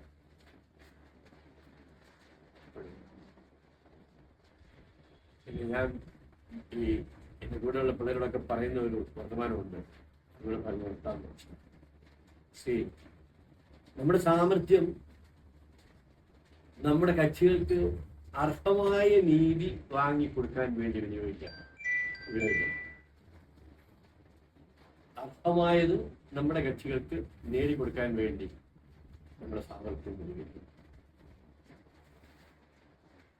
അവന് അർഹതയില്ലാത്തത് അവന് നേടിക്കൊടുക്കാൻ വേണ്ടി നമ്മുടെ സാമർഥ്യം നമ്മൾ വിനിയോഗിക്കുമ്പോൾ ഈ അർഹതപ്പെട്ടത് നഷ്ടമായവന്റെ ഒരു രോദനം അന്തരീക്ഷത്തിൽ എവിടെയോ ഉണ്ടാവും. അതിലെ കേസ് നമ്മൾ ജയിച്ച് നമ്മുടെ കക്ഷിക്ക് നേടിക്കൊടുക്കുന്നു. അവിടെ തോറ്റുപോയ ഒരു കക്ഷിയുടെ അവന് അനർഹമായ തോൽവിയാണ് കിട്ടുന്നത്. അർഹമായത് അവനിൽ നിന്ന് നമ്മൾ എടുത്തു കൊടുക്കുന്നതിന് കുഴപ്പമില്ല. പക്ഷെ അനർഹമായത് നമ്മുടെ കക്ഷികൾക്ക് നേടിക്കൊടുക്കാൻ വേണ്ടിയിട്ട് നമ്മുടെ സാമർത്ഥ്യം വിനിയോഗിക്കുമ്പോൾ അതിലൂടെ വേദനിക്കുന്ന ഒരു മനസ്സ്, ഒരു രോദനപ്പെടുന്ന ഒരു മനസ്സ്, ഒരു മനുഷ്യൻ അങ്ങാപ്പുറം ഉണ്ടെന്ന് വിചാരിക്കുക. ആ രോദനം നമ്മളെയും നമ്മുടെ തലമുറകളെയും ഒരുപക്ഷെ ബാധിക്കുകയെന്ന് ആര് കണ്ടു? അതുകൊണ്ട് എപ്പോഴും ഒരു ചർമ്മത്തിൻ്റെ അരികു പറ്റി ഈ പ്രൊഫഷൻ കൊണ്ട് നടക്കാനുള്ള ഒരു മനസ്സ് അതുകൊണ്ടുണ്ടാവും. എത്ര വലിയ പണസമ്പാദനത്തിന് ഏറ്റവും പറ്റിയ പ്രൊഫഷനാണ് ഇതെന്ന് ഡോക്ടർ ഫോസ്റ്റസിന്റെ നാടകത്തിൽ പറയുന്നുണ്ട്. അതായത് 25 കൊല്ലം ലോകത്തിലുള്ള സകല സമ്പത്തും അനുഭവിക്കാൻ, സകലതും ഞാൻ ആഗ്രഹിക്കുന്നു മുഴുവൻ അനുഭവിക്കാൻ എനിക്ക് സാത്താൻ വരം കൊടുത്തു. 25 കൊല്ലം കഴിയുമ്പോൾ നിന്റെ ആത്മാവ് എനിക്ക് തരണമെന്ന് പറഞ്ഞു. ആണല്ലോ ഫോസ്റ്റസിന്റെ കഥ. അപ്പോ എങ്ങനെയാണ് ഈ ധനസമ്പാദനത്തിന് ഏതാ ഏറ്റവും നല്ല മാർഗം എന്ന് അയാൾ ആലോചിക്കുന്നു. അപ്പൊ അയാൾ ആലോചിച്ച ഒരു മാർഗം ഈ വക്കീൽ പണിയാണ്. അപ്പോ അതുകൊണ്ട് അതിനൊക്കെയുള്ള സാധ്യതയുള്ള ധാരാളം സാധ്യതകളുള്ള പ്രൊഫഷനാണ്. പക്ഷെ എപ്പോഴും ഏറെക്കുറെ നീതിക്കും ധർമ്മത്തിൻ്റെയും ഒക്കെ അരികു ചേർന്ന് നടക്കാനുള്ള ഒരു ശ്രമം നമുക്കാർക്കും ശ്രീനാരായണ ഗുരുവാകാനോ യേശു ക്രിസ്തു ആകാനോ ഒന്നും കഴിഞ്ഞിരിക്കില്ല. പക്ഷേ അവരൊക്കെ ഉയർത്തിപ്പിടിച്ച ചെറിയ ചെറിയ ധർമ്മത്തിൻ്റെ ചിന്തകൾ നമ്മുടെ മനസ്സിൽ നമ്മൾ ഈ പ്രൊഫഷനിലൂടെ, ഇത്രയും സാധ്യതകളുള്ള പ്രൊഫഷനിലൂടെ എത്തുമ്പോൾ അതും കൂടെ മനസ്സിൽ സൂക്ഷിച്ചുകൊണ്ട് മുന്നോട്ട് പോകാൻ കഴിയട്ടെ. നിങ്ങൾക്ക് എല്ലാ വിജയങ്ങളും ആശംസിച്ച് നിർത്തട്ടെ. നന്ദി, നമസ്കാരം. ഒരു 2:30 സാറ് 3:30 4:45 ഏതാണ്ട് 2 മണിക്കൂർ സമയം. നമ്മള് വലിയ അനുഭവത്തിന് തുടക്കത്തിൽ പറഞ്ഞു, വലിയ 52 വർഷക്കാലം നിരന്തരമായി കോടതി മുറികളും കക്ഷികളും വ്യക്തികളും ഒക്കെയായി ജീവിച്ച ഒരു വലിയ അഭിഭാഷകൻ തന്റെ ജീവിതത്തിലെ അനുഭവങ്ങളിൽ നിന്ന് കൂടി വന്ന കുറെ കാര്യങ്ങളാണ് വളരെ രസകരമായി, എന്നാൽ അതിനുള്ളിൽ വളരെ ആഴത്തിലുള്ള അറിവ് നമ്മളിലേക്ക് പ്രസരിപ്പിക്കും വിധേന സൂക്ഷ്മങ്ങളായി നമ്മളുമായി പങ്കുവെച്ചത്. ഒക്കെ സാർ പറയുന്ന എല്ലാ ഘട്ടത്തിലും ഉണ്ടായിരുന്നൊരു കാര്യം, എല്ലാം നമ്മൾ ഉപയോഗിക്കുമ്പോഴും നമ്മളുടെ ധർമ്മബോധം നഷ്ടപ്പെടാതെ അത് സൂക്ഷിച്ചുകൊണ്ട്, അവസാനം സാറ് പറഞ്ഞ ഒരു കാര്യമുണ്ട്, എപ്പോഴും നമ്മൾ ഓർക്കാണ്, നമ്മൾ അനർഹമായ ഒന്ന് നേടാൻ ശ്രമിക്കുമ്പോൾ അർഹമായി ലഭിക്കേണ്ടവന്റെ